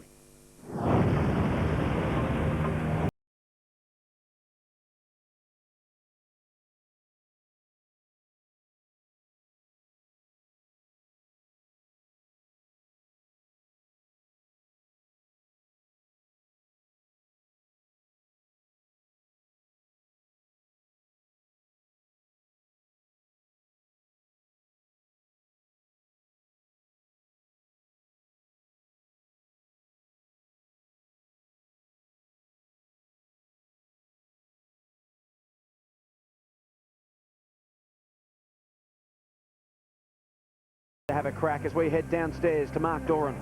Jason, I've got the result of Simon Goodwin's x-ray on that injured right wrist, and it's not good. There is a fracture there which will probably put him out for between 6 and 8 weeks. A shocking injury toll Adelaide from this match. Just over to the side, Ben Marsh is sitting all alone on the bench with cartilage damage to his knee, an injury that will also put him out for some time as well. So whether they win or lose, the Crows aren't going to walk away smiling from this one. And on the other side of the ledger, Robert Campbell has hurt his knee for the Hawks. Chance Bateman has a rib problem, and as we saw, Campbell Brown looks to have some sort of problem with his shoulder or AC joint. You can see there he cannot lift that left arm, and he's coming to the interchange bench as well. Inspirational effort in that third term. Reminds me a little bit of Rory Hilton and David Neitz last year in about round 2 or 3. He put his body on the line and wore one for the team. That was the end of Rory Hilton's season. We hope that Campbell Brown hasn't suffered the same fate. Well, sometimes you've just got to be prepared to put your body on the line to get the result done, and it takes sacrifices like that to win games of football, and there's no doubt that that's what Campbell Brown did then. Adelaide really had a good hard talk, Gary Ayres had a good hard talk to his men. Mark Rasciuto having 17 possessions, it's just not enough footy in the midfield, and I'm not saying him, but there's 17 as the number one person in the team. It's just not enough possessions. They've got to generate some more ball. We saw Adelaide assistant coach Neil Craig there, just giving some last-minute instructions. There's some real urgency and desperation here amongst the Adelaide Crows. They know they're in a scrap. Final term at the MCG as the lights come on. Adelaide 7-8, Hawthorn 7-6. It's been a wonderful contest all afternoon. Two honest and committed sides giving it everything. Who will prevail? Bounce favours Everett. Into the path of Crawford. Chance for Reese. To Smith. High ball to the 50. Beckley comes across, creates a contest, brings it to ground. Mitchell to Holland to Crawford was brilliant. Releases Latson. Hawks are in front. What a start to the final term. Some very important players in the context of this game this afternoon involved in that chain. And the Hawks just kept it going. Well, you've got to say that Shane Crawford's had a wonderful game as the captain, but I think Sam Mitchell's actually overtaken him now as the best player on the ground. His ability to win the ball first up out of the packs and just get the Hawks generating and going and running forward has been wonderful today. When Hawthorn are at their most dangerous, KB, when they're pumped up, they're excited, they're motivated, and they've got their self-belief back. Yes, and that young boy is only playing his 5th game, but he has kicked 4 goals in his career so far, so he's shown himself to be a bit of a goal kicker, and I like his enthusiasm. Everett gets his hands on the ball. Mitchell again at the bottom of the pack. Underline his performance today in red ink. Sam Mitchell won the Liston Trophy last year, playing for the Box Hill Hawks, taking a big step in his career today. He's had 11 clearances for the game and 8 hard ball gets. He's just in and under first all the time. Can the Crows come back? They're a proud side. Smith hammers the ball back towards centre half forward. Dixon struggled today. Doughty again. 2 and 3 Hawthorn players at the player with the ball. Their tackling has been superb. There he is, just looking on. Terry Moore on the phone. Played with the Hawks and also with the Kangaroos. Prosciutto, the raging bull, is dumped. One of his other generals, Gary, is Peter Curran, another ex-Hawk. 8:6:55 the Hawks, the Crows 7:8:50. It's been tight all day. Adelaide by 14 points at quarter time. They trailed by 7 points at half time. They led by 2 points at three-quarter time. And now the Hawks are in front by 4 as Dixon closes very quickly on Bassett. It's a boundary throw in just 35 metres around from the Hawks' goal. And the Hawthorn supporters behind the punt road end, left the screen, are starting to chant. Starting to fire up the Hawks. They've only won the 3 games this year. Their coach, Peter Swab, has been under the hammer since round 1. Taken away by Smith. Joel Smith, high ball. Rawlings is getting back. Running with a fly to the ball. And forced over the line for a behind. So we take a breath. The margin 5 points. 3 minutes gone, final term. Well, if Adelaide are to win this game, they're just going to have to run and carry the ball, use their hands, take a lot of risks, and just be prepared to run and carry the footy as much as possible. Hart bumps it long. Biglan's a couple to beat. Everett with the fist. Only as far as Bickley.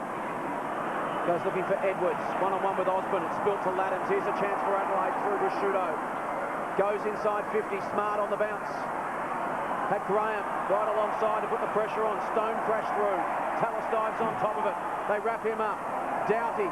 He's taken in a tackle by Smith. Another bounce 40 metres out from Adelaide's goal. Even that kick from Prosciutto, it's almost playing perfect football, and you can't play perfect football going up into the breeze. I would have rather just seen him feed the ball to McLeod and let McLeod run and carry the ball up the ground. Just got to hang on to it a bit. Everett. Prosciutto tried to grab it out of the air. Smart. Wrapped up by Graham. And the Hawks have been so good at, if they don't win the clearances themselves, they're preventing Adelaide from exploding away from the congestion. They've just had numbers 3s and 4s around the footy the whole game. Biglan's and Everett again. It's been an interesting battle. McLeod taken high. The tackle from Smith just slipped over the shoulder. He hasn't had a free run at the football too many times this afternoon. They've got room for improvement in some of their stars. As you said, Prosciutto with 18, McLeod's had 14, Bickley 13, Edwards 10. So they're renowned ball getters week in, week out. All capable of lifting this great side. McLeod wants to take him on by foot. Gets a zone. Great effort from that man, Mitchell again, to lay the smother. Then lays a tackle on Biglan's. McLeod will go again, inside 50. And it is emphatically smashed away by Joel Smith. The Hawks just want it. They can taste it at the moment.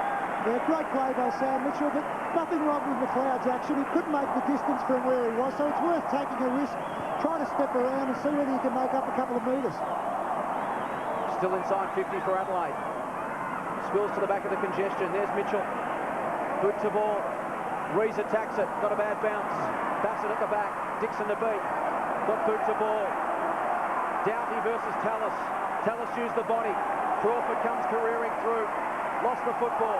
Then destroys it to the line. Deliberate. Big ball to win for the Crows. And Doughty has it on the outer side. He's on centre wing. James Crawford, that's his first mistake today. They find Massey.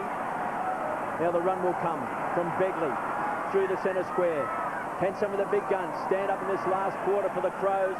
Prosciutto and also McLeod. They loom as the danger men. Somehow they always pull something out. Rawlings is on centre wing in space. Goes short. He was looking for Holland. Pushed off the ball. It was a good contest with Perry. Hart. Been very good today. He's a top player. This is a beautiful kick. And he finds Welsh. Bickley. Outside of 50. To the front of the square. So danger here for the Hawks. Everett gets back. The big fist from behind came from Hay. Pounced on that time by Smart. Tries to tunnel ball it back to Edwards. There's a goal kicker. 48 metres out. Long ball. Right to the line.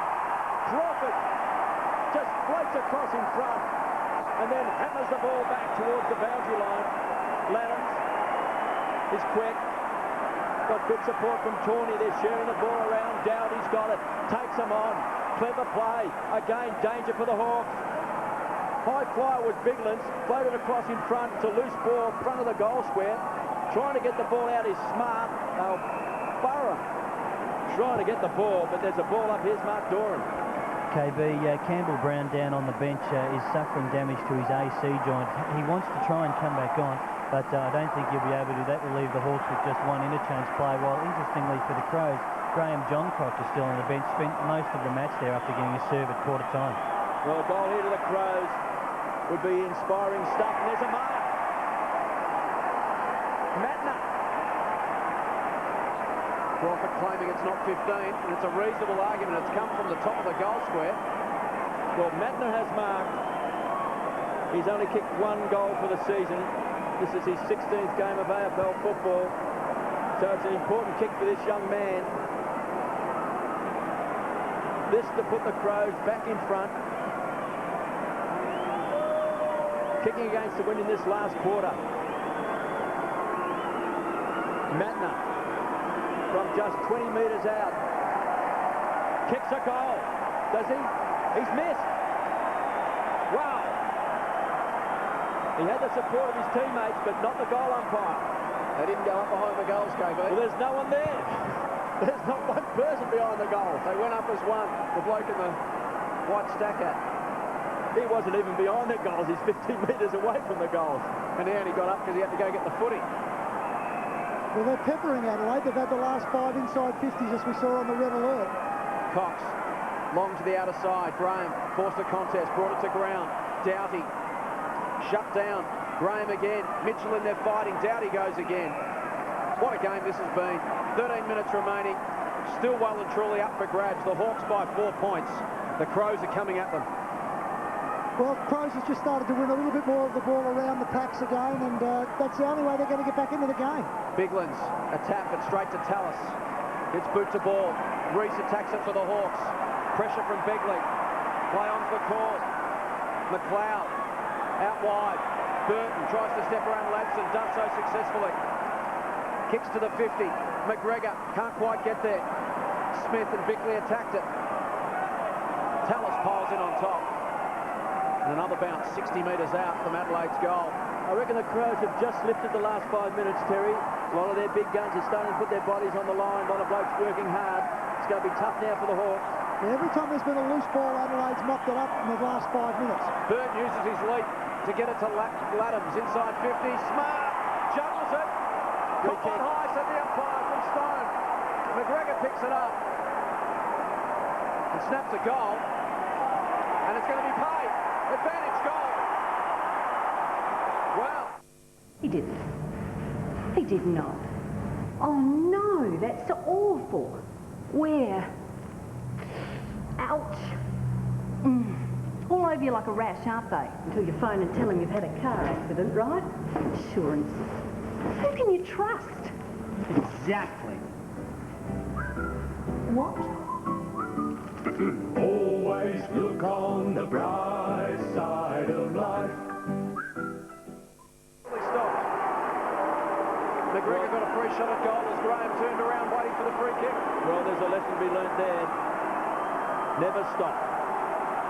But with that passage of play, you just had the feeling that the Crows were going to kick a goal because they have lifted. Chance now for the Hawks, centre square, tunnel ball out that time by Everett. Danger now, here comes McLeod, spears the ball in, Risciuto's a target, so's McGregor. The skipper's got it. Clever kick to the front of the square, Smart, had it and lost it, Welsh, quick hands, Tyson Edwards, quick snap, kicks a goal! Great play by the Crows.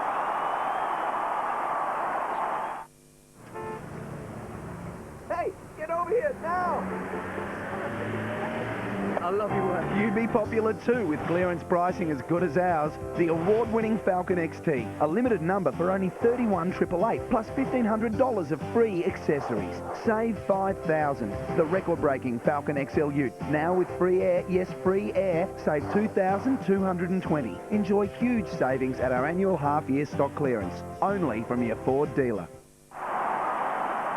So 2 goals in a minute. Transform this game yet again. Adelaide now with the advantage out to an 8-point lead. Can the Hawks lift again? It's Adelaide out of the middle through Biglands. Inside 50, McGregor.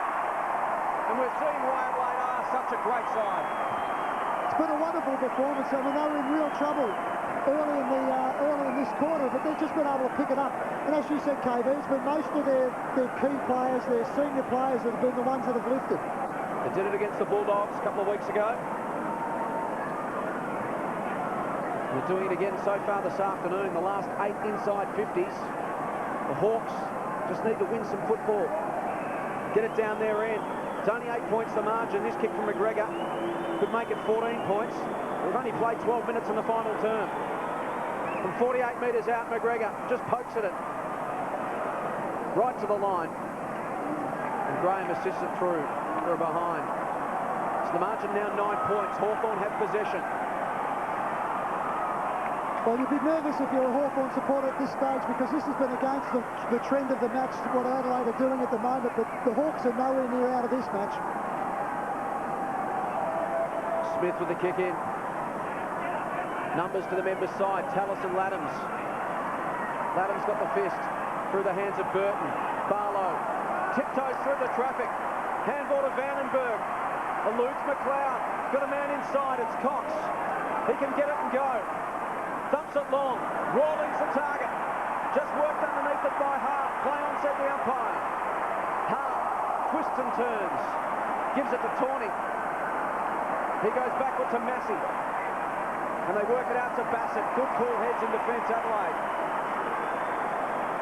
Just seeing their experience in this final term. They've settled well. To Massey. To Hart. He goes to the wing and finds Bickley. To half forward, Biglands and Everett. Big ball to win this one. Everett got it to ground. And it rolls to the line. And again, the senior players just taking control in the middle of the field, and Hawthorn having to chase some tail in the final term is evidenced by that stat. Tackles 10-1. Well, how about the efforts of Ben Hart in the back line? Just his poise and his balance, and then his run-off created 2 or 3 opportunities for Adelaide. Possessions 38-19 in the final term. Adelaide's way 2-1. And inside 50s 8-3, a reflection of that. Ladson taken forward in a tackle by Downey. Free kick Hawthorn. Under 10 minutes remaining. They trail by 9 points. They need the next one. Plenty of time. They've just got to stop Adelaide's flow. To Reese, to Smith. And the Hawks have controlled the football for the last couple of minutes. To Cox. Punched away by Perry. Vandenberg couldn't gather. Osborne lays a tackle on Beckley. Goes again. And about 60 metres out from the Hawthorn goal. I think KB, Hawthorn have just got to change the mix a little bit in the middle. They haven't got many interchange players. They've had the same blokes on the ball for the whole time. Just think now you've just got to generate and try to do something a little bit different. Only got one fit player on the bench, the Hawks. Yes. Well, both sides have struggled. It's been a battlefield today in terms of injury. Loose ball, chance for the Hawks, just 20 metres out from goal. Ladson goes to the ground, Mitchell with quick hands. Chance for Cox. Shakes his head. He has missed. They trail by 8 points. That was a goal he should have got. Should have nailed that goal, Simon Cox. Hart's been great today. What a player he's been for the Crows. Looking for Perry. Couldn't take the mark. Mitchell has been magnificent for the Hawks. Somehow just shoveled that ball out. Here comes McLeod, the champ. Takes him on. The king of the midfielders to the half-forward flank. Drops short. Getting back this time is Hay. And then takes the grab in front of Burton. Jonathan Hay. wanting it short. Is Nick Stone. He elects to kick long with the breeze. Everett's going to be the target. Hit him on the chest. Perry, hands and knees. Pinched that time by Reece Mitchell. What a workhorse he's been today. Inside 50. Big chance for the Hawks. Rawlings tackled that time by Hart. The consummate defender. Forces over the line for a toss back in. Hart's been terrific today. He's had it 17 times. Massey has played the game of his life. In the back half for the Crows, he's had it 20 times, leading possession winner. Taken away by Edwards, smothered off the boot. Pachoni going nowhere. Mitchell again with the smother. It's 40 metres out from Hawthorn's goal. They trail 9-10-64. The Hawks are 8-8-56. The Crows by 8 points after leading by 2 points at three-quarter time, kicking against the breeze. It's just caught up with Hawthorn a little bit, just having the one set of midfielders, Mitchell, Crawford, Vandenberg. Those blokes have been on the ball virtually the whole game, KB, and just wears thin by the end of the match, and they've probably run out of a little bit of legs at this point in time. Well, Crawford's just been a bit quiet in the last 5 minutes. He's got Mattner picking him up. McLeod pulled off the ball. Speaking of the devil, Crawford gives it across. Vandenberg hammers it home.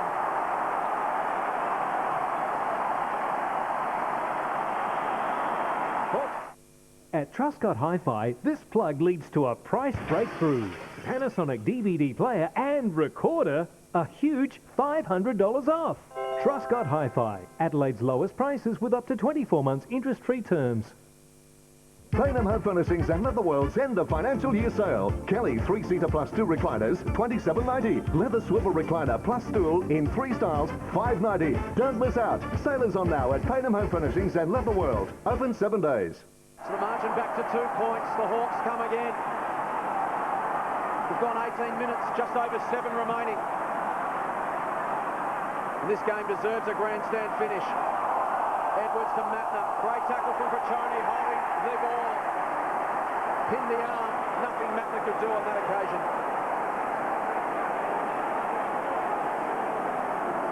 So Pachoni, 15th touch. To Tallis. Inside 50. Crawford, spectacular, couldn't quite get there. Edwards taken in a tackle by Holland. Crawford again, releases Tallis. Steps inside, misses Reece with a handball. Beckley to Tawney. He's taken down by Ledson. Tallis goes again. It comes to Reece. He snaps. He bangs it back. We'll wait on it. Hawks are in front. I mean, I've been into a supermarket before and there's been barcodes on a plastic bag and it's been twisted around like that and they've been trying to scan it and trying to scan it and trying to scan it and trying to scan it. And it can just go on for days. I mean, it could go on for days. I mean, obviously common sense would prevail and they'd just put the number in.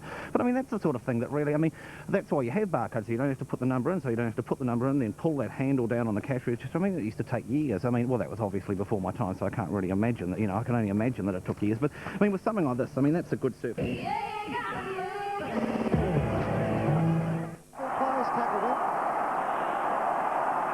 Hawthorn cheer squad in full voice. Urging on the brown and the gold. They lead by 4 points, 10-8-68 to 9-10-64. Crawford overruns the ball, Beckley. And Crawford hugged the Sherrin on the ground. Well, you just knew, KB, that they were going to have another run at it. With the breeze going their direction, they were always going to come back into the game, and now it's just an arm wrestle. Everett in the ruck. Now, the whistle is gone, and he's got the free kick. You would think he would belt this long. Just shocking kick, just scrubs it off the boot. Beckley's got Reece to beat. His confidence will be high. He's just kicked the last goal. The young man taken away by McLeod. Maybe a bit of magic to Dowdy. McLeod runs the ball from centre wing, carries the ball well inside 50. Looking for Rashudo. The 2 champs on that occasion not able to pull it off.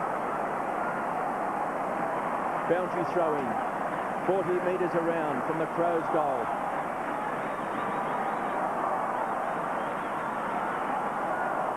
.68 plays, 64. Biglands and Everett. They'll lock horns. Smith's all tied up in the tackle. Kicked a couple of goals in the first half, Joel Smith. Streaming out of defence. such an important player for the Hawks.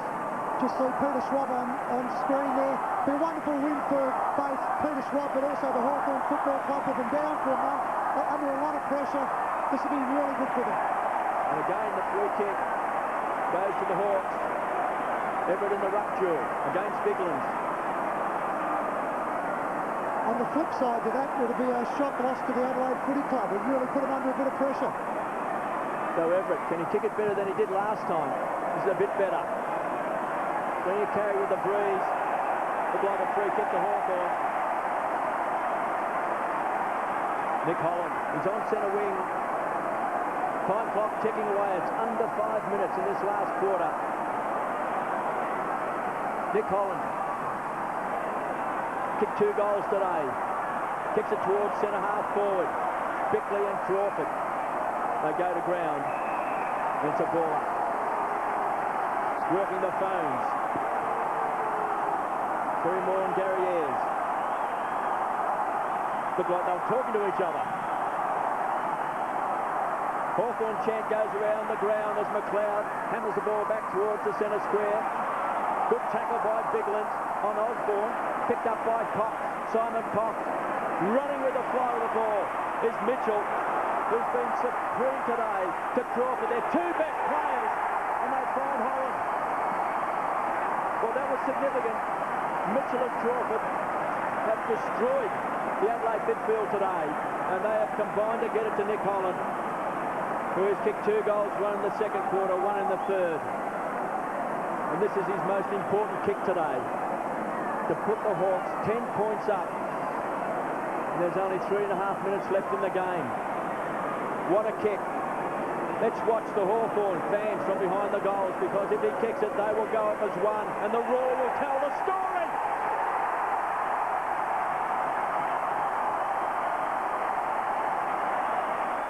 The guys are having a weekend away, and it's a disaster. Meanwhile, back home, What would Simon say if he was here? 3 bars! the girls are having their own fun. All new Secret Life, 8:30 Monday.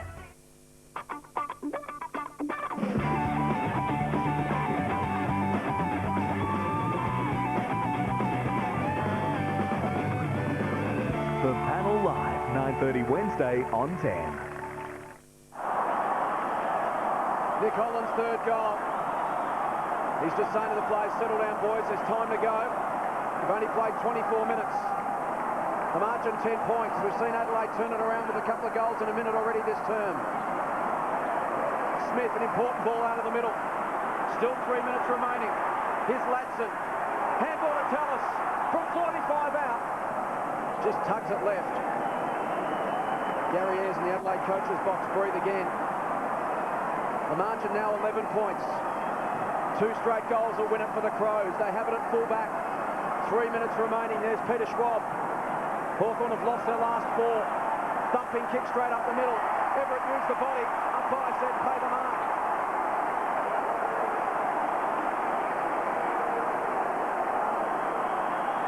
I think the big Spider fancies his chances here.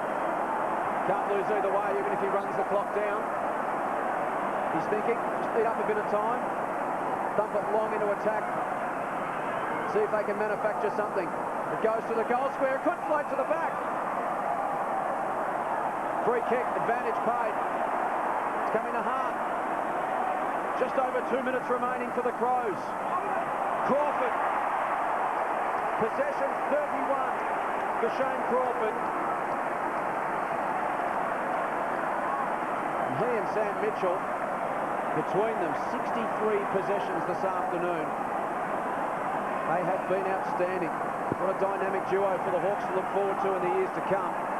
Throw in the likes of Luke Hodge into that mix as well. And it's the makings of pretty impressive and determined midfielders. Crawford goes inside 50. Bassett with the fist. Mitchell tried to flip it out. Here's a chance for the Crows to break off half back through Massey. Must go long and direct. No one inside 50 at all for Adelaide. Was Burton held. It's picked off by that man Crawford.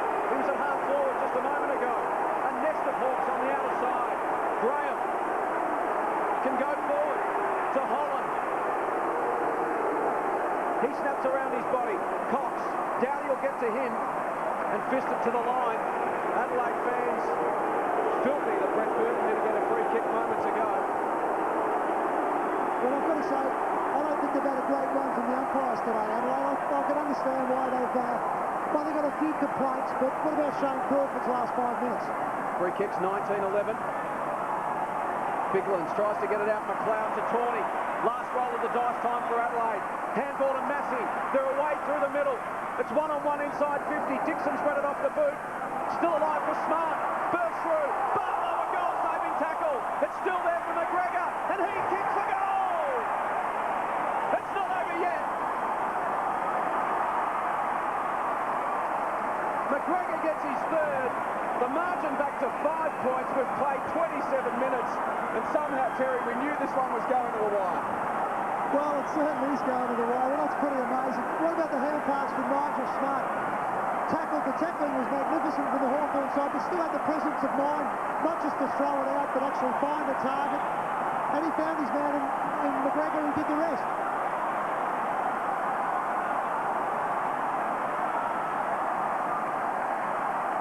The Hawks by 5 points. Can the Crows pinch it? Under a minute left. Everett won the tap, taken by Doughty. Picked up by Big Spider and hammers the ball back inside 50. Rawlings couldn't quite make ground. Thumped forward that time by Perry. Taken away by Crawford. Gives it across to Pachoni. He's only got to get a bounce to kick a goal. Somehow, it took an eternity. Shocking kick. Chance now for Tawney. Was that a monumental mistake? Chance now for Doughty to bring the ball away. Running off back flank. Massey hammers the ball back. Rusciuto looks dangerous. McGregor! McGregor's got it! 13 seconds left. He's kicking into the breeze. It's going to take a mighty kick by Ken McGregor. Will he be the hero? He's kicked 3 goals. 2 in this last quarter. From right on 50, they need a mark. It's siren time. The Hawks have won. The Hawks have won. 11-9-75 to the Adelaide Crows, 10-10-70, and that man on screen, Shane Crawford, has been magnificent today. The coaches' stocks have got to go up today, because if anyone says that Hawthorn didn't play with spirit, didn't play for the coach today, they weren't at the MCG, because it was a committed Hawthorn side today, and they pulled off a big victory. And if you didn't love this game, you don't love football. That had everything. What a fantastic contest. Ball was in mid-flight. Biglands was making his way to market. Siren sounded. He marks it. Hawthorn win by 5 points. Well, it was a physical challenge, and that's the one thing that from the opening bounce, Hawthorn decided that they were going to make this a tough, uncompromising match. They took risks. They deserved their victory, and it's a just deserved victory for everyone at the Hawthorn Footy Club. And look, I think it's great for the coach, who's been under enormous pressure. I think it's wonderful for him, and the players have really supported him, and they've got their just desserts.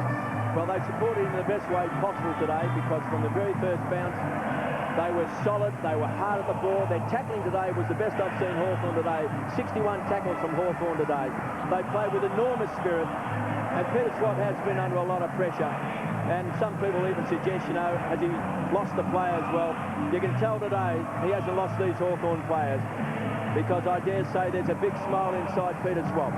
Let's head down to the boundary line. All the action and the motion. Here's Mark Doran. Thanks, Sammy Mitchell. Fantastic stuff personally and as a unit. Yeah, it was great to, get up. We've lost 4 in a row, and it's really good to get a win on the board. Yeah. How hard has it been for the boys with us guys in the media down on you every week?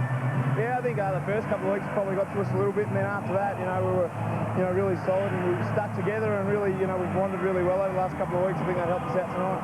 And you had to have the answers, didn't you? They just kept coming, the Crows. Yeah, they kept coming. They're a great football side. No doubt they're going to feature prominently throughout the year, and full credit to them. It's just, I guess we lost 4 in a row. We really needed to win. You and the skipper didn't have a competition to see who'd get the most possessions, did you? The two of you had so much of it. Shane, what can you say? He's copped it as much as anyone in the media, and to stand up like that tonight, shows the great player that he is. All right, mate, go and enjoy it. I think the coach wants to have a sing of the song. Sam Mitchell with a career best 32 possessions. As I mentioned during the call, his previous best was 22. But today, he took himself and his club to a new level. Wonderful performance from he and Shane Crawford, but really, Hawthorn had contributors all over the ground, Terry. Crawford 33, Mitchell 32, Barlow 23, Smith 22, Cox 21, Vandenberg 20. So today they had 6 players with 20-plus possessions. Last week they had just one, Lance Piccioni. Yeah, look, they deserved the victory today. They played in numbers. They played sort of a mass football, just getting numbers to the ball at all stages. But I thought really when the crunch come, it was their tackle efforts that actually turned the game back their way. They looked in a bit of trouble at one stage, but just hard tackling, which they performed all day. But it was eventually the crunch thing that got them back into the game. A well-deserved victory. They took Adelaide on and beat them at their own game in close. Clearances in the end, 46-33 in favour of the Hawks. Wonderful effort. And these are the sort of wins that can just turn seasons around. Hawthorn moved to 4-7. Get the monkey off the back. And they'll enjoy this one. They'll sing it with gusto.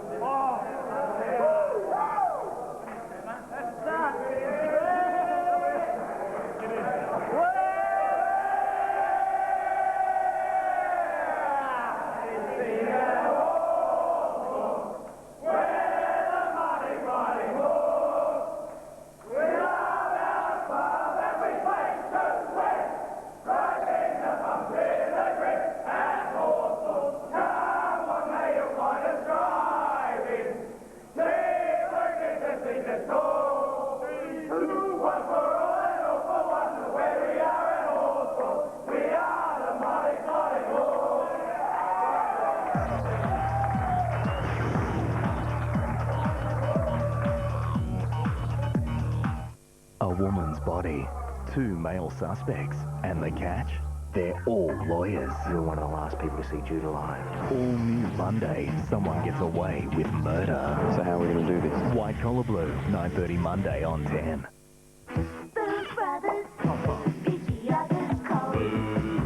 Warm up with this red six-pack. Bethany Shiraz Cabernet and Cab Merlot, Kangarilla Road Shiraz and Cab Sav, Penley Estate Highland Shiraz and Four Sisters Shiraz, plus a bonus Johnny Walker Black, only $79.99. Save over $51. Or grab a carton of Cascade Premium Light, just $23.99. Johnny Walker Red, only $54.49 for 2.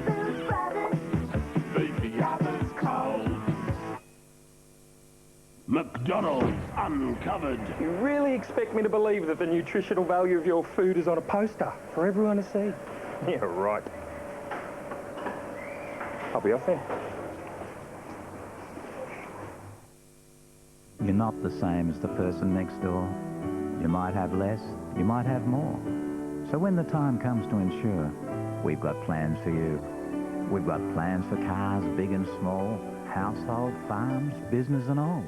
Your agent or broker knows the score. We've got plans for you. Whoever you are, whatever you do, we put the U in CGU. At Adam Internet, get broadband internet for $14 a week and you'll save $590, as there are no setup fees, no cost of modem, no joining fee. And as a limited offer, get the first 4 weeks free. Call Adam and ask for the easy broadband plan now. When we first spoke on the phone, she was warm, friendly, she laughed at my jokes. It was a beautiful thing. We got along like a house on fire. Until what? Until the house caught on fire. And I rang her to make an insurance claim. Hello, trust? Whatever happened to trust? Trust. Always look on the bright side of life. We're the pride of South Australia. Think you won't get to see a Crows game this year? Simon McGowan here to let you know there is a chance for you to make the Canberra Crows a part of your life and catch the action at AAMI Stadium. Home game daily tickets are on sale now at Bass, and you'll pay just $20.90 for adults, $14.40 concession, $2.75 for kids, or take the whole family for $39. So get down to AAMI Stadium to support the Canberra Crows, the team for all South Australians. McDonald's Uncovered.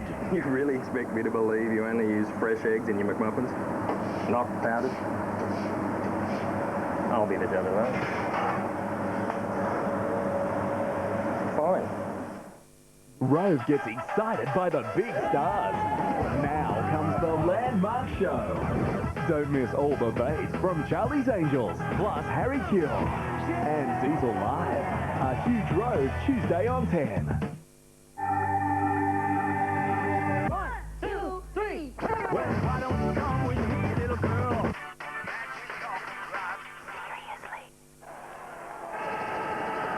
You're watching the Ford fifth quarter.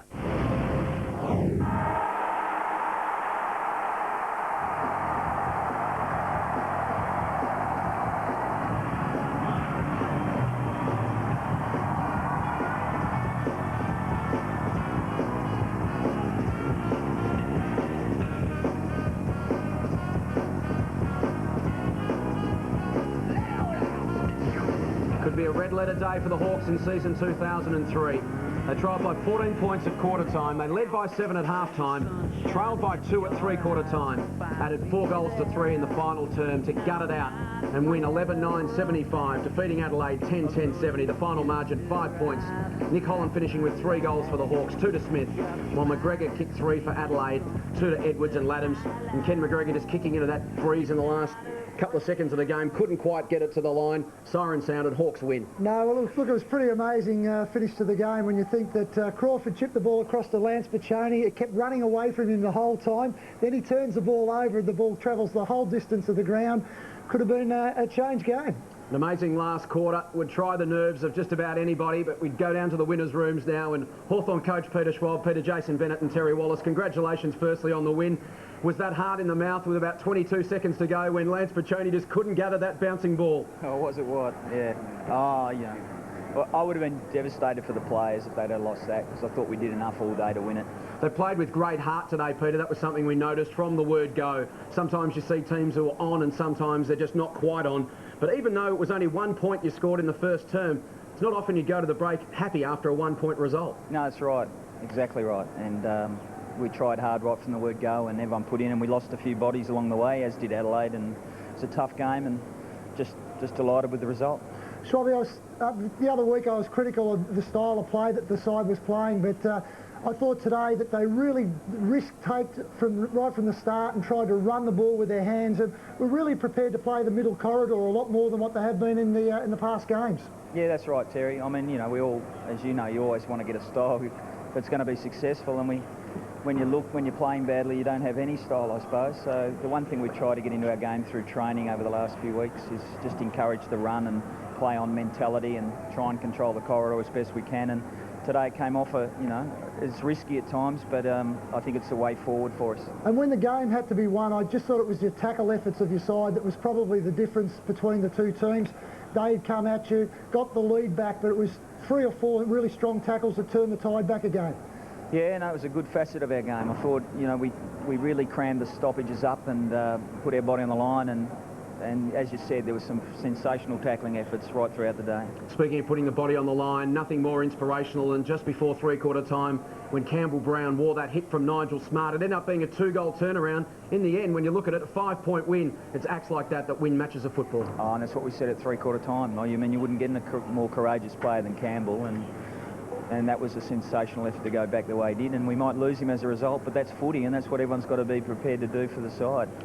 It was acts like that just seemed to build momentum throughout the day. The spirit was sensational, as we evidenced after the final siren, with that famous Hawthorn sight of the players linking arms and walking off the ground. Just great to get the monkey off the back and put all the negativity behind you and be able to focus on the job at hand from here on in.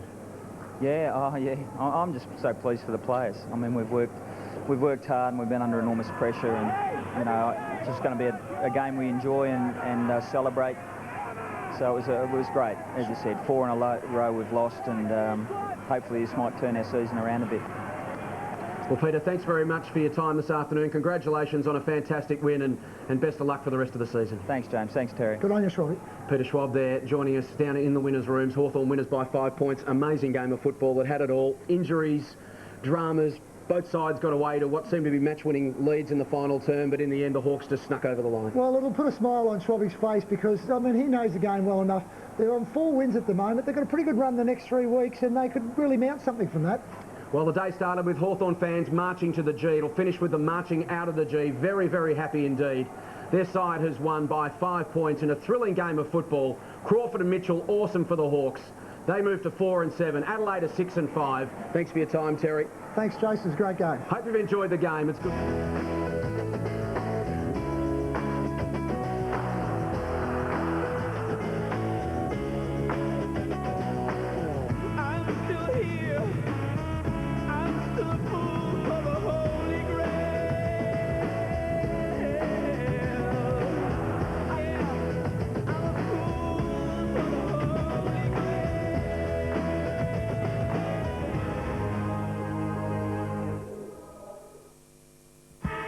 The AFL Premiership Season 2003, brought to you by Carlton, brewed since 1864, and our telecast sponsors Carlton Draft. Draft beer at its best. Ford New Falcon, can't get enough of this. Discount City Carpet Superstores. Truscott Hi-Fi, best advice, low price. Booze Brothers. Sky City Adelaide, the place to see footy on the big screen. Bunnings Warehouse, where lowest prices are just the beginning. RAA Insurance and Harvey Norman. Good afternoon. Natasha Belly in the 10 newsroom. Disgraced stockbroker Rene Rivkin begins serving his weekend detention sentence for insider trading.